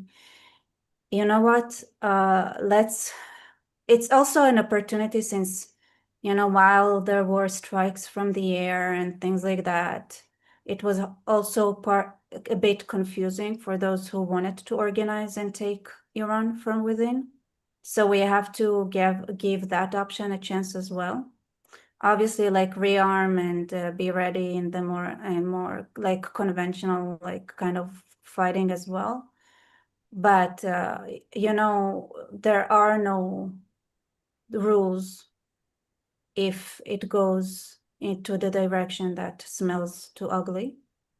And Iran could be brought down, unfortunately, extremely easily with the way it's managed.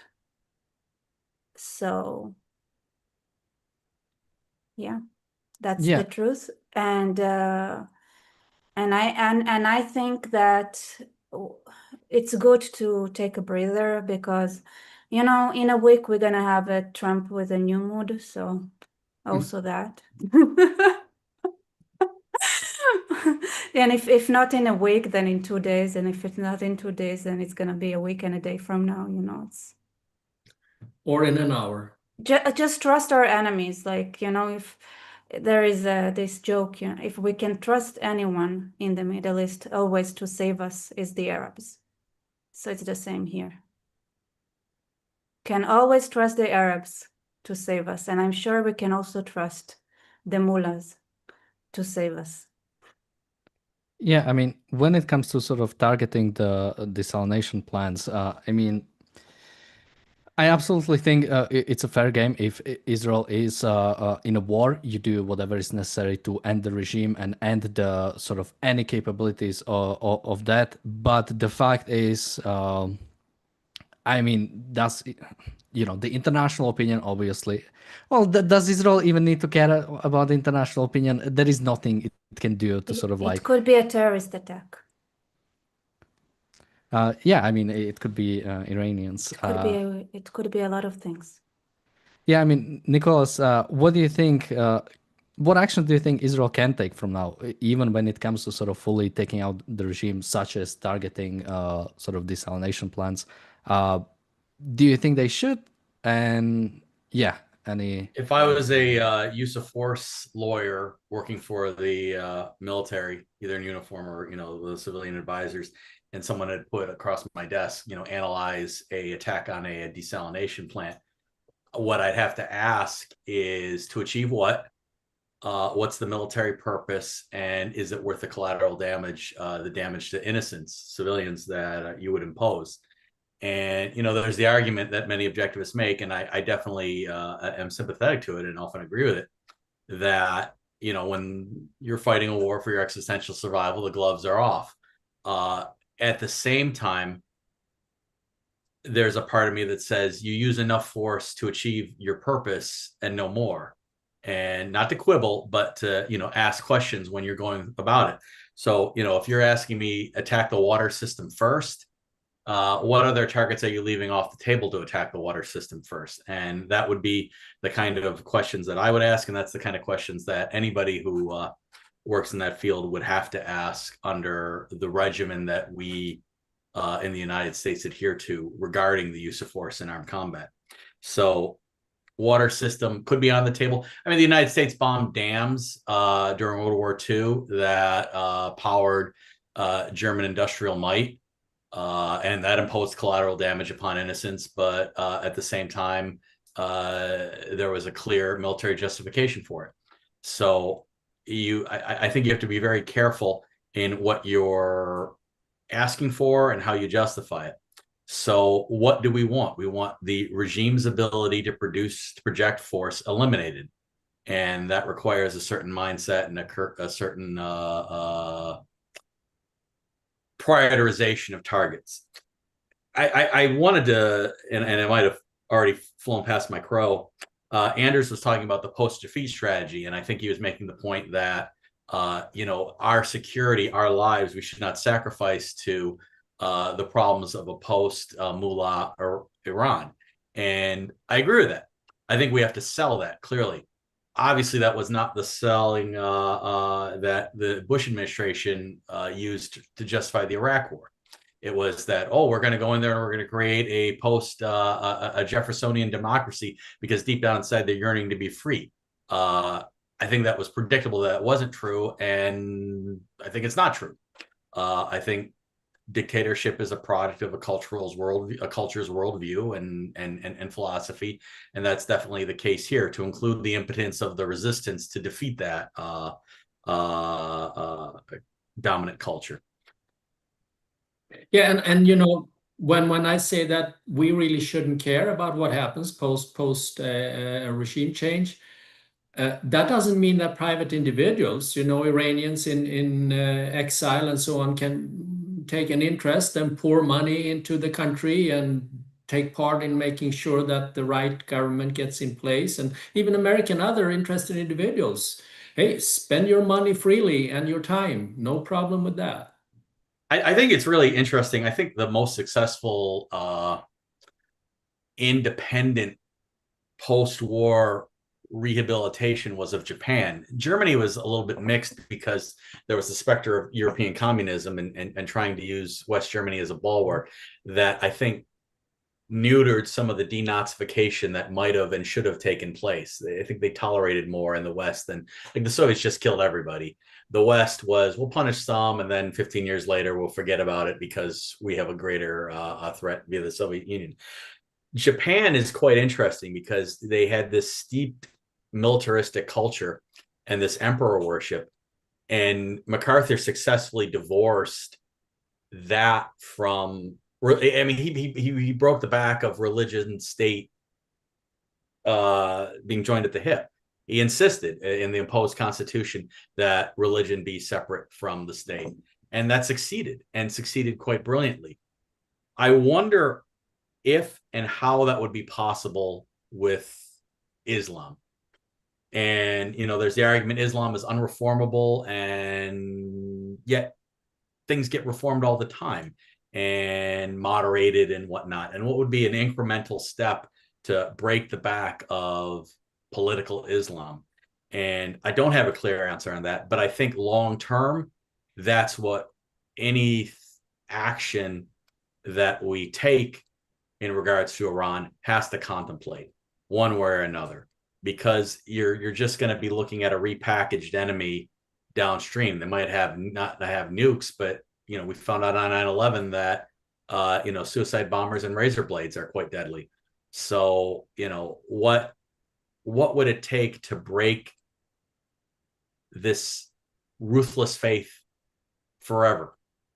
And I think that's only demonstrating to them that their God will not and cannot save them, because they cheered and I remember reading something where the Iranians were shocked that they did so well against the United States in the face of seizing the embassy, that they ultimately prevailed in their eyes, and that they brought the great superpower to their knees, and that the only thing that they could justify that victory was that Allah had bequeathed it to them. If that's true, I think that they have to be shown unequivocally that Allah does nothing for them, but responding to the United States does when they use force against us, unequivocally. And we have a super chat from Jonathan, thank you so much, and a super chat from Robert, thank you so much. I mean, when it comes to sort of that's my sort of like a question of Iranian people standing up. There have been protests in the past against the regime. There seems to be something is there that wants to stand up. But I mean, to go to you, Alex, I mean, this war has been taking for 12 days. Can it be something? But it has been sort of devastating. It has been direct. It has been striking at Iranians. Yet that we at least don't seem so far any indignation of them standing up. What do you make of that? And I'm just trying to see, like, when can we see that, or how does that look like? Is it because we didn't choose it from the start, that we just took different priorities, and now, since it was never a goal from the start, it won't happen? Yeah, it's kind of, we spoke a little bit yesterday about my thoughts on regime change, okay? That I think it has to come from the Iranian people because of their history and their feelings, their very strong feelings on this, okay? But I think there's a non-0% chance that there would be a popular uprising. But it's very unlikely. It's just, they have been the Iranian people, much like the Russians actually, have been radically depoliticized in many ways. A lot of the times when we see Iranian dissidents in the West, yeah, they're liberated, and we think that this is how political activists are acting in Iran, and it's really not true. It's really not true. Yes, of course, you had the hijab protests, but since 2017, there's been five quasi-popular, well, 5 popular uprisings, based on these things that I'm saying here, right? So the fascistic hijab, and the morality police and all the rest of it. But I think, but it's not widespread. It really didn't get into the position where it was a soft rebellion in the army or anything. I could see, yeah. They're not going to go the way of Tunisia. They're not going to go the way of Libya. I sincerely doubt it. And in terms of foreign assisted regime disruption, I think maybe 10% chance that could happen. I just don't think that. I mean, it would have to be it would have to be either a breakaway faction of the IRGC that you could try to maybe coddle, like a shadow government kind of thing, or maybe a rebellion within the army. And maybe you could also have a civil or ethnic conflict as well that could be started. But again, it's more kind of the will, actually. I'm not so sure that the will is there on the position of the Iranian people, because of the radical depoliticization. Now, that is a problem, because you see here that it's just kind of like a frog being kind of boiled very slowly, like Russia. Okay, it's just like one more thing has happened, right? One more, crackdown, one more civil liberties, one more kind of freedom that is crushed, and it's done slowly, like in Russia. It wasn't all overnight that Russia became the way it looks today. It was very slowly that it happens. And I think that the depoliticization of the Iranian people, I think it's you can see it. And I don't think I think it's a city country. I think that there's only Tehran and then there's nothing else. I think that there's only sovereignty in Tehran and then everything else is just up for grabs. I mean, I don't think they have sovereignty in, the Azerbaijan, the Azari kind of controlled areas or anything like that. I think that there's probably Israelis there. I reckon that there's probably a base in Iran, in Azaria, I would say. Israel's got very strong ties to Azerbaijan, very powerful ties, military, cyber, everything, economic ties, cultivated over decades. And I don't know, I think they're probably there already. And if they could topple the regime, they would topple the regime. But I don't think they can. I mean, I don't think it's long term that it would that it's actually a strategic goal. I think there's evidence that it's not there, because I think if it was there, we'd be hearing about it. Like, for example, where's the intelligence that shows us the state of the Iranian opposition? What's who's monitoring chats and texts and everything like that, just to figure out exactly where the people stand as a whole, to include the back channel discussions and the off the grid discussions. I've never seen an intelligent estimate saying that there's some. I mean, you hear obliquely that there's this resistance and that there's dissatisfaction with the regime, but I think if it was demonstrable, we'd be hearing a lot more about it from our leaders. And the fact of the matter is I think what I read was, like, Trump didn't rely on any intelligence whatsoever in his decision. And I mean, there's so much heat in regards to Trump that, you got to take it with a grain of salt and kind of step back and try and analyze it. But I'm just kind of struck before I logged on.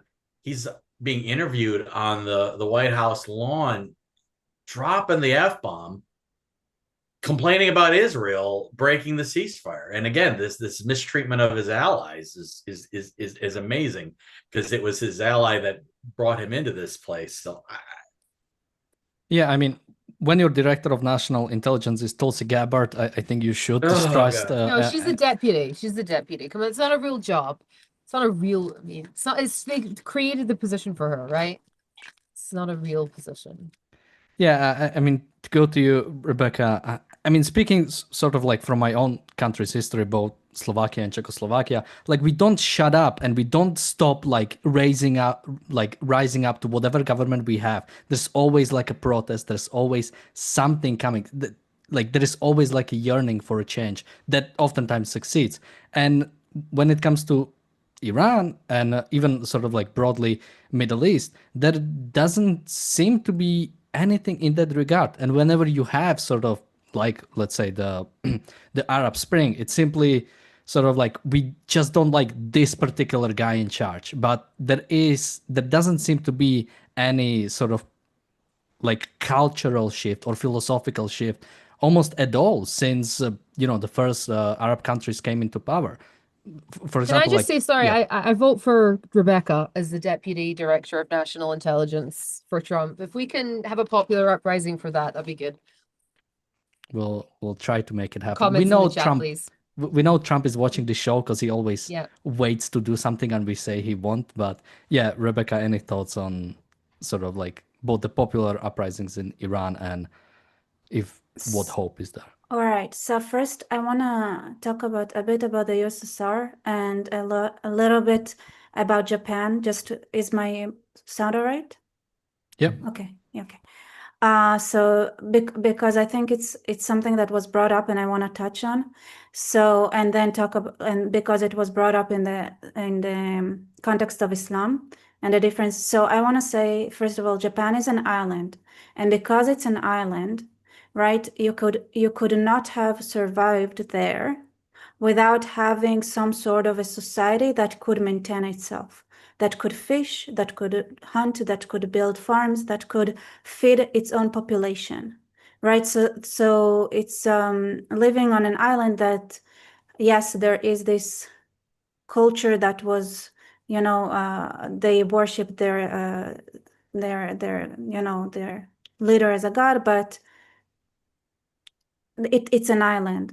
The Islam it was never a society building type of culture. It started with an robber from Arabia, and it continued the same way. So what it does, it finds productive societies to take away from. But by themselves, alone in an island, they go extinct. So when Islam is left alone, and this is what happened in the Middle East, and a lot of people don't realize before they had contact from the outside. Basically, what happens is like whatever it touches, if it's an island, the population there would go extinct. It's not something that can be maintained. So this is why then when you say, okay, but Japan had this culture, Germany had this culture, it's very different from Islam. Because those are cultures that could maintain themselves versus a culture that cannot, by definition, not be dependent on others to survive. Let's put it that way. And the other thing that I want to say, the USSR, when it was, brought down, they didn't. There is a basic fear that is ingrained in Russian people because they live in plains that it's even a miracle that any kind of civilization managed to form there. They've been slaughtered by the Tatars, they've been slaughtered by the Turks. They have this history of because it's plains, you can run the whole of Russia from end to finish, like all the populated areas, and basically slaughter everyone. They had to expand. They didn't really choose to expand, but they always felt like it was so easy to eliminate them that they had to expand. And if you don't treat that thing inside the Russian society, if you don't treat that existential, like deep ingrained kind of genetic fear that they have, and when you break it apart, then you don't really take care of the root problem of the people who live there, which is important to take into account. And this is why it's so hard, right, to bring a regime change, especially in the long run, because geopolitics, even the geography you live in. So if you think about where Islam and how Islam spread, right, it's people who were on the outskirts of oasis, right? So you had an oasis and then people lived there and it was productive, but Islam actually is the people from the outskirts, right? Those who didn't manage to fit into society. Those who had to come, take, and go away. Come, take, go away. Things like that's who they are.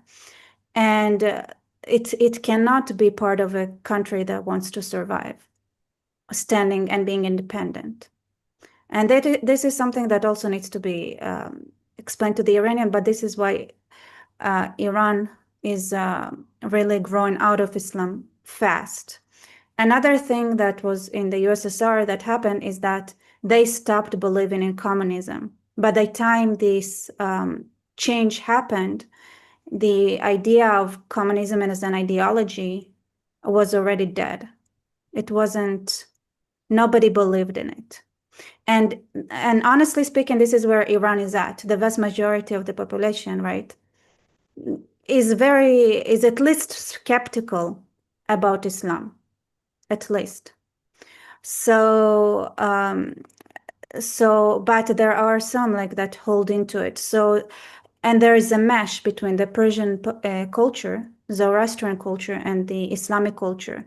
So this is something Islam knew how to do very well, right? To take on customs that look like they are part of the vast culture, but then like completely uproot the core of all the values and the things that make the culture last. But it confuses the people, as in which is which. So that's one thing that is gentle. The other thing is that the Persians, like, they're very emotional. I think Alex said it correctly. And even if they like sniff a hint of something that makes them feel like, okay, the direction you are taking them is not exactly what they had in mind. For example, even the lack of the usage of the word independent. So I think a lot of Iranians say they want to feel like right now they are not independent. They are not an independent country. They are like, they don't stand, right? And that is something that hurts their pride. There is a lot of pride in Persian. And yet all the messaging, nothing talks about independence. Nothing talks about the pride of being an Iranian. Like there is not that aspect of it. And, or if there is, it's like minimal. And they are extremely sensitive to those things, unfortunately. And for them, that would be the difference between, okay, we can trust these people or we cannot. And and they are very untrusting. So the moment they see that somebody is a little bit, oh wait, you don't really believe in independent Iran, so why would I go out and risk myself? Like for your, like, you know, we don't trust it, that it's not like we're gonna die and then we're gonna go back to the same point. That's how their mind works. So it's a very sensitive game. So there were a lot of gaps. And I think it's very important to think how they understand, right? They themselves understand those things. So we need to make sure that our limitations and what we can and cannot do are also clear to them and make them understand what is their choice and what isn't not. So that's the thing I think. And the last thing I want to say, which I kind of feel like it was something important because, wait, what was it? Anyway, yeah, so that's, of course, about them risking their lives. The regime had, the first thing they did, like right away, is to put a police person, their people, who, by the way, right, they have that dream, right?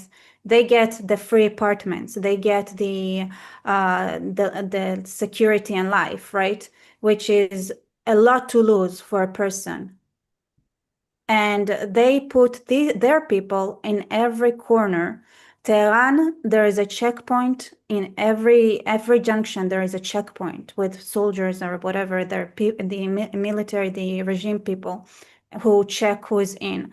They started wrapping up minorities wherever they could find them right away. So they are at maximum grip right now. And I think one thing that would happen is that with time, they would have to loosen up their grip, and them using so much force in this critical moment is gonna go back, and I think it might blow up in their faces. Yeah, I mean, when it comes to sort of that kind of culture you talked about, I mean, maybe just a quick question would be like, what do you even do with that?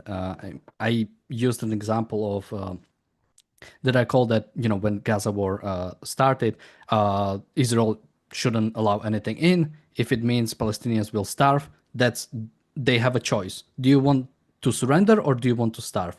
And if they would rather starve than surrender, I have no idea what do you even want to do with that culture. You need to let them die. That's the thing. Yeah, That's like, the problem people don't understand about Gaza.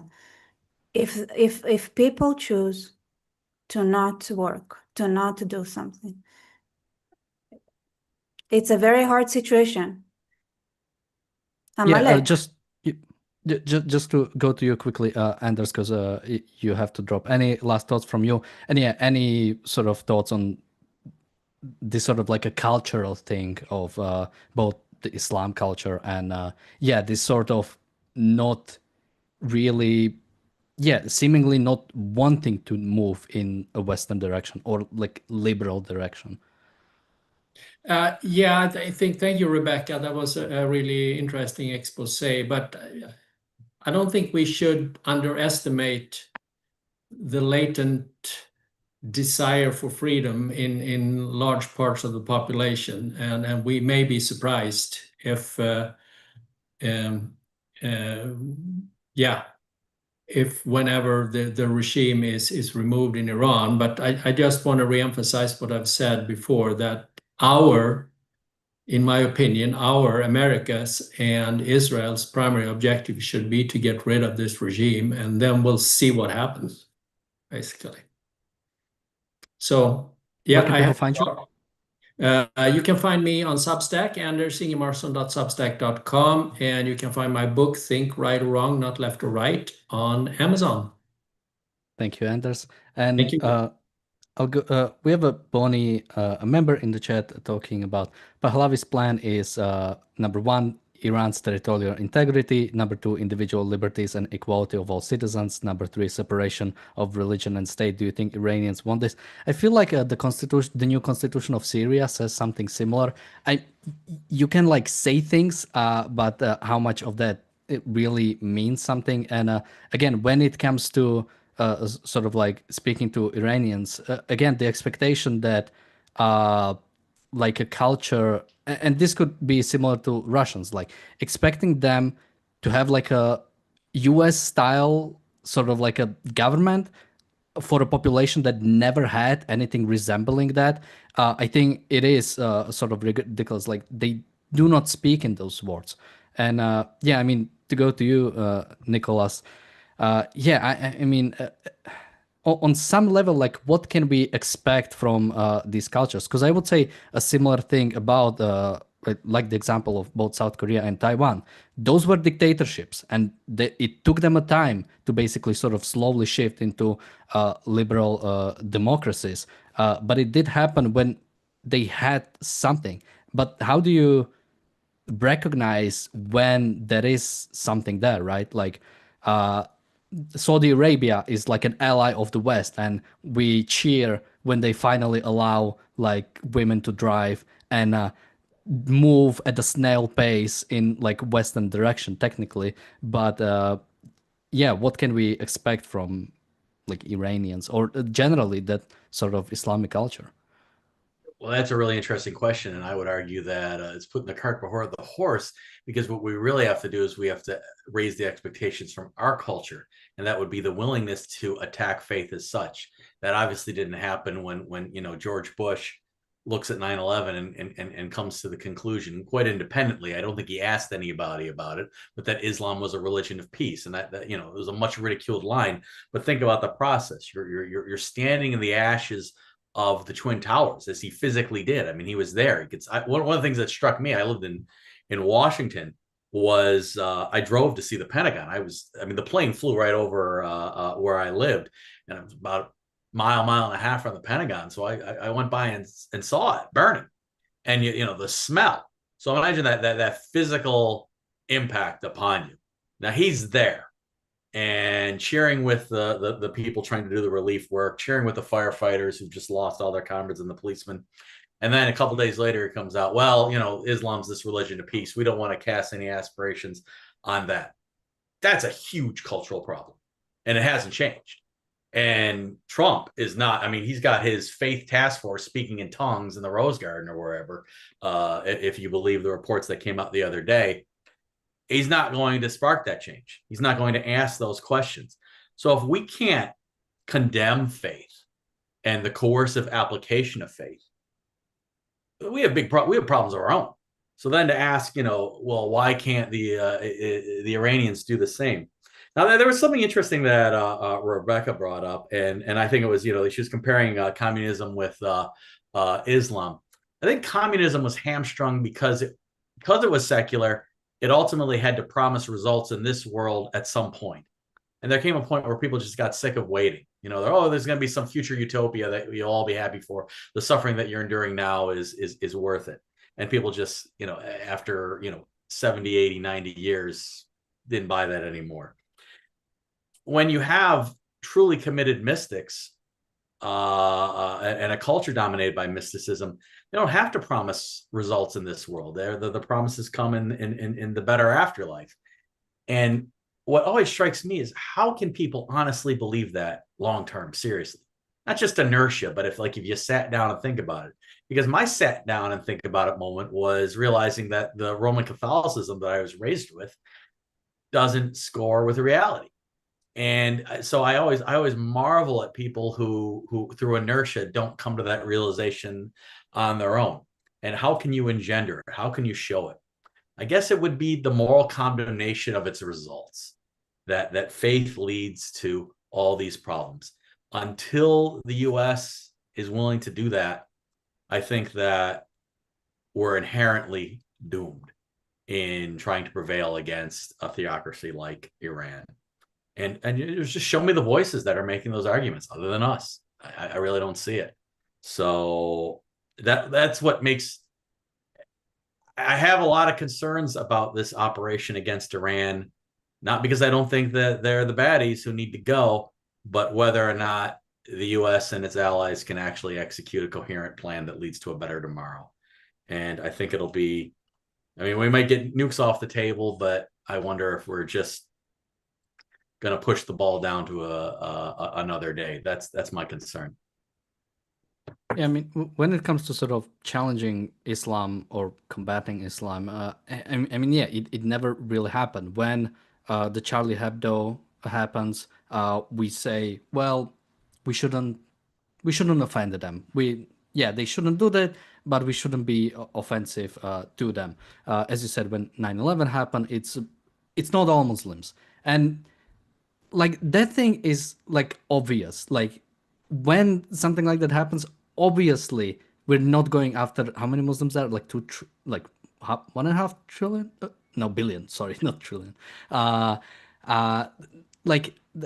an obvious thing. But when you are trying to make that separation so hard, when you're trying to make they ideas cannot infect them, or ideas cannot motivate them. It must be something else. It is something else. Then you can never actually go about the cause. And that's why there is the new term Islamophobia, which again is a term precisely made to do that. It's meant to basically connect criticism of Islam with you don't like brown people. And basically those two things basically mean the same thing with Islamophobia. And to go to you, Rebecca, how can we sort of try to fight against that ideology if we never actually recognize it as a problem? Well, just, there is another way to look at it. Just use new terminology. And one way to look at it is I don't know what it is, Islam, not Islam.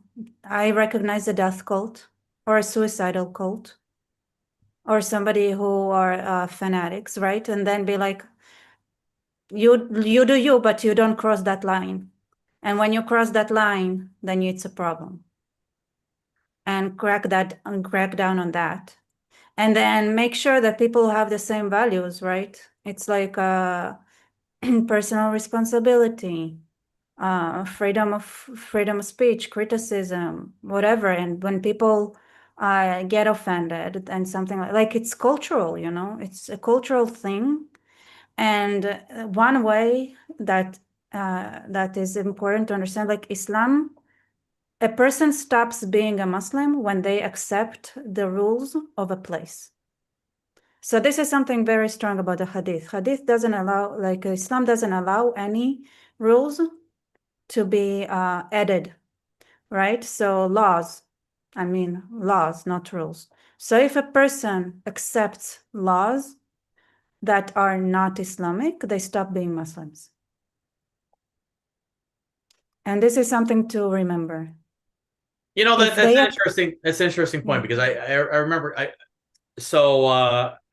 don't know if you guys remember Ed Klein. He was a novelist. He did the Great Sparrowhawk series, and Ed was a big proponent of you can't reform Islam because of the nature of Islam.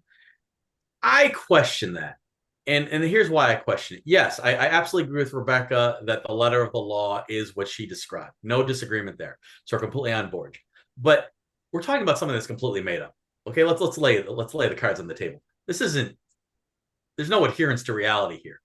They can change it tomorrow if they wanted, if they were compelled to. I mean, they could argue, well, that's not they'll be the true Islamists will say no, and the people who want to live will say yes. But it could be whatever. And I would argue that Christianity underwent such a change. There was a difference between the medieval mind and the post-Renaissance mind. And my favorite is there's a painting at the National Gallery in Washington, D.C. It's a beautiful painting. And when I take people to see it, I say it's the reason we have iPads, Elvis, and Apollo 11. And it's the classic medieval gold background, because you can't show a blue sky because that's this world, not the preferred world, not the Platonic ideal of Mary and Jesus, Madonna and Child, most often painted theme in art. But Jesus, instead of being a little robot, is holding his mother's finger like a real baby would. They're showing this world. This world has all of a sudden become important. The painting's by Giotto, and it's in the 13th century. And it's the idea that in this medieval framework, Giotto had reached a point where he could show this world and say it was important, instead of showing robots as they had for the past, 500, 600, 700 years. And again, that was the change in worldview. You're no longer looking up here. You're looking at this world. This world's good enough to show in a painting and doesn't break the rules that had been established, the very rigid rules, just like the Egyptians had their rules. Well, the Iranians and the Muslims have their rules. How do we break those rules? And again, I think it has to be intellectual, and it also has to be the judicious use of force, and where it's retaliatory and warranted. And So the thing is, okay, I'm gonna just say it like as is. When you try to reform Christianity and you ask what's Christian, right, then you can say like you can judge a tree by its fruits. That's Christian, right? The 10 Commandments, that's Christian. You can there is a lot, right? So that there are a lot of things that even now, like undisputably, like no matter like you believe in Jesus, you don't believe, like there are things that like are true and good. The problem is with Islam is that I literally looked for one thing that is worth keeping, and there isn't. Like there is, what do you mean? Like, yeah, we want to reform Islam, but what's left? Every sentence there, every single sentence is unkeepable. Well, I could argue as much about Christianity. I mean, Isaac, Abraham's sacrifice of Isaac, near murdering his own child. In The doctrine the of original Quran, sin that Ayn Rand. Right, but you can remove that, but you still have the Psalms, and you still have a lot of things that stay. I'm saying there isn't a one.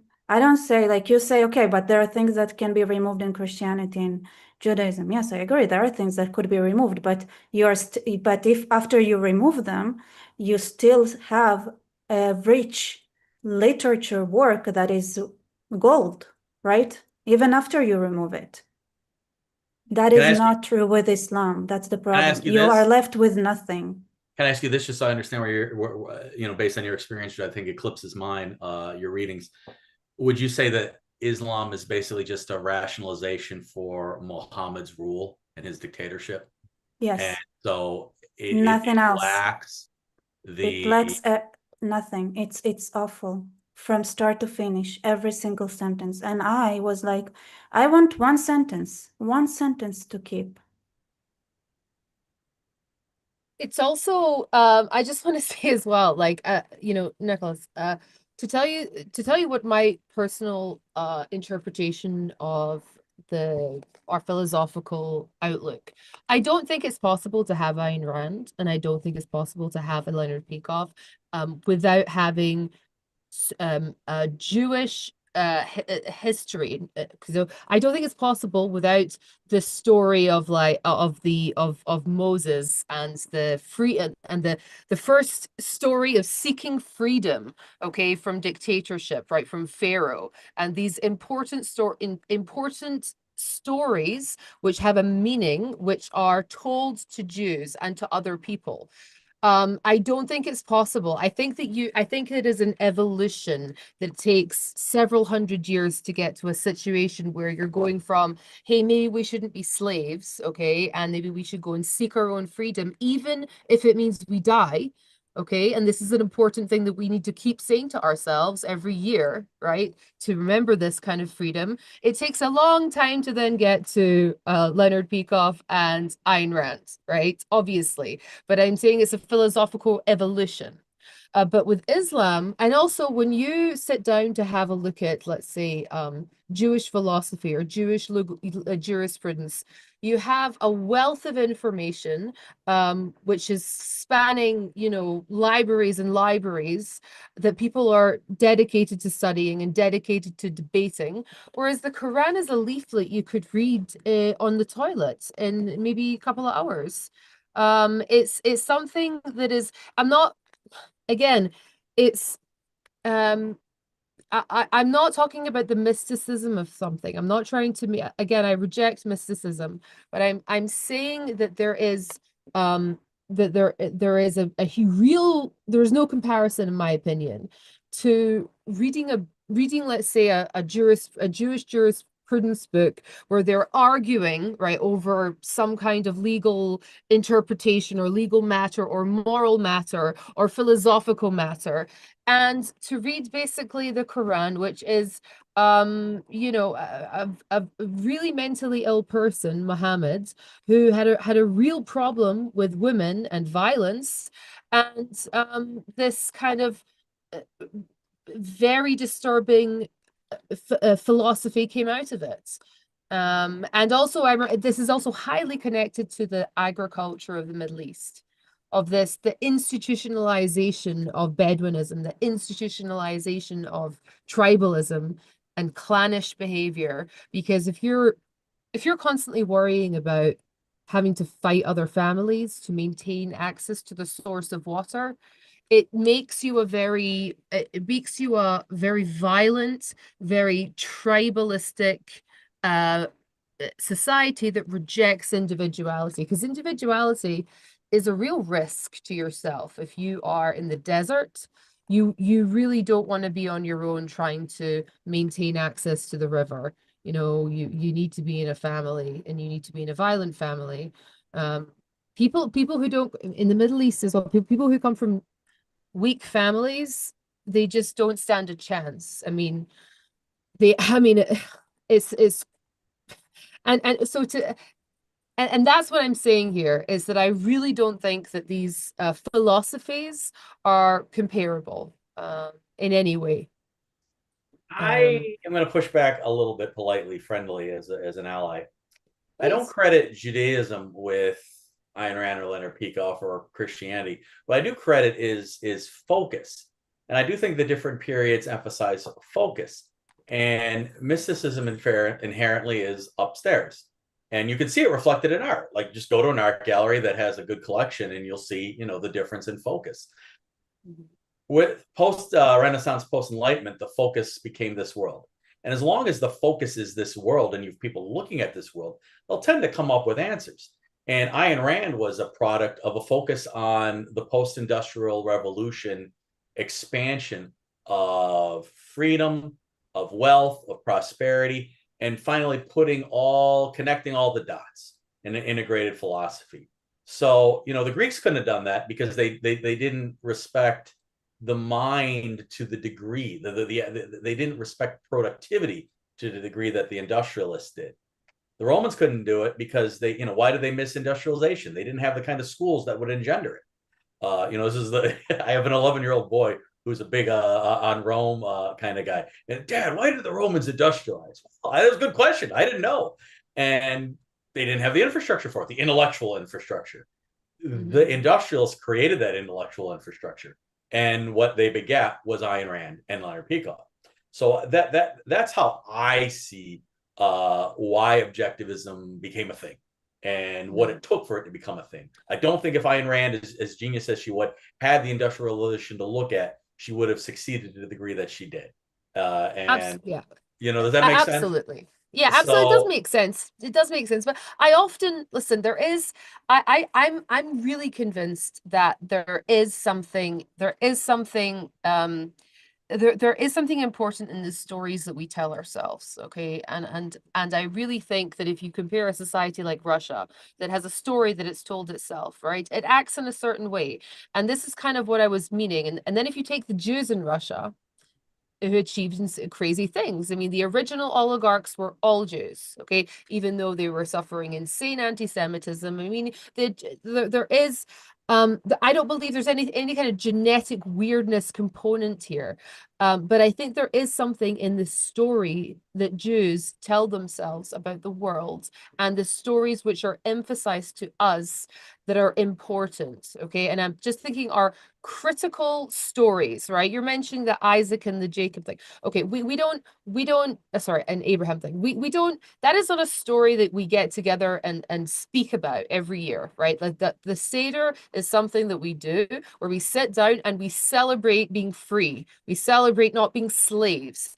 This is I think that, Rebecca also, I think, shares this feeling with me that the thing that the Jews fear most is enslavement, right? That is the thing that we fear most, that we're very afraid of being prisoners, and that is caused this the way that Israel acts, for example, okay? That there is there is, I think, and we do emphasize a tremendous amount of importance on freeing people who are wrongly imprisoned. It's a listen. I think I agree with you with what you're saying. However, I feel that I see parallels in the way that the secular Jews are moving in the world. Okay, not I people can that are respect mystical. that. I had the Roman Catholic version of that growing up, so the Easter, not superficially religious, but family coming together. What do you celebrate in Easter but spring? And so I absolutely can see where you're coming from, Alex, and I give that credit. So we all lay back and we sing songs and we literally have people. You're not allowed to pour your own drink. You have a else. cultural identity. Yeah. You have a shared experience. I mean, I would imagine that the trauma of the Holocaust and the emotional toil that imposed upon people, echoes to this day. Just like I argue that slavery's trauma, even though it's 150 years past, the abolition of slavery, still has echoes and consequences. And so the Holocaust, which happened, just 75 years ago, would if I were there, would echo heavily in my mind.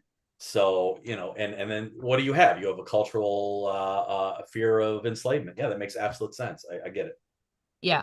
Yeah, and just to wrap this up, I think, of course, stories are important, and in many ways, as Alex always tells me about Jewish stories, and in many ways, oftentimes there is nothing mystical about it, right? It is a story, something. It's sort of like a Aesop's. I don't know what the proper term is in English, so I won't finish that. But also, Christianity stole all the good stuff from pagans anyway. So again, it's all the sort of like the more life-affirming stuff of religions.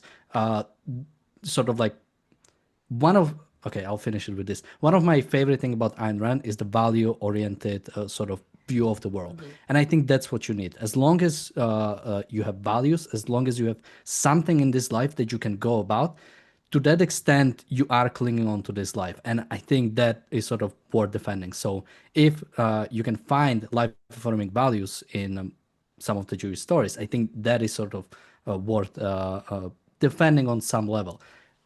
I know nothing about Islam, so I won't jump into much discussion about if there is such a thing in Islam that can either be defended or sort of rescued from it. Rebecca. Rebecca just wrote in the chat, Ayn Rand sounds like a typical Jew, and I'm saying absolutely. I mean, quintessentially, especially a Soviet Jew, right? I think that it's far more important than you even realize, far more profound than maybe anybody has ever realized before. Even though Ayn Rand completely rejected her Jewish heritage, which is natural, right? That's what but let's be honest, when somebody starts Soviet. talking like that, we smell them as Jews. We smell them. We smell them. This is like this is the Jewish stink. When people talk like that, that's Jewish. Yeah. And again, it's even you know, you hear the stories of the Maccabees in your mind, right? The battles of the battles against the Greeks, the battles against the Egyptians. You know, it's even if you just hear it, you know, and something goes in, I think. So I'm not going to overemphasize something that maybe I'm hallucinating like ChatGPT. Rebecca, any last thoughts from you, and where can people find you? Yes, so I am my YouTube channel, Rebecca Barsef. I also started posting on my, I made a new channel, Rebecca Barsef Hebrew. So for the Hebrew speakers, I want to grow this channel. It has like 70 followers right now. And my Rebecca Barsef channel. You should definitely check Hebrew? my... You speak Hebrew? Alex, any last thoughts from you, and where can people find you? Yeah, I just want everybody in the chat to realize that I was the person who brought Rebecca here.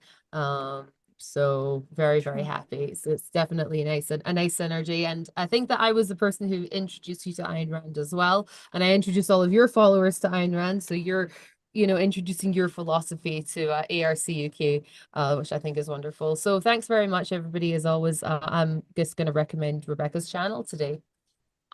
And Nicholas, any last thoughts from you, and where can people find you? I am on Substack, and I got a big project coming up, so get excited, because I certainly am. And just a reminder for people who like the show, we'll be live on stage on July 1st in Boston. I'm posting the link in the chat. It's also in the description. You'll be able to see me live there, but also Jonathan Honig, Michael Kaufman, Jim Brown, and Razi Ginsberg. And we'll also have Zoltan Sendes, the writer of the Objectivist Guide to the Galaxy, there with us. So make sure to join us there. Thank you guys for joining me today. Thank you everybody for watching, and bye-bye.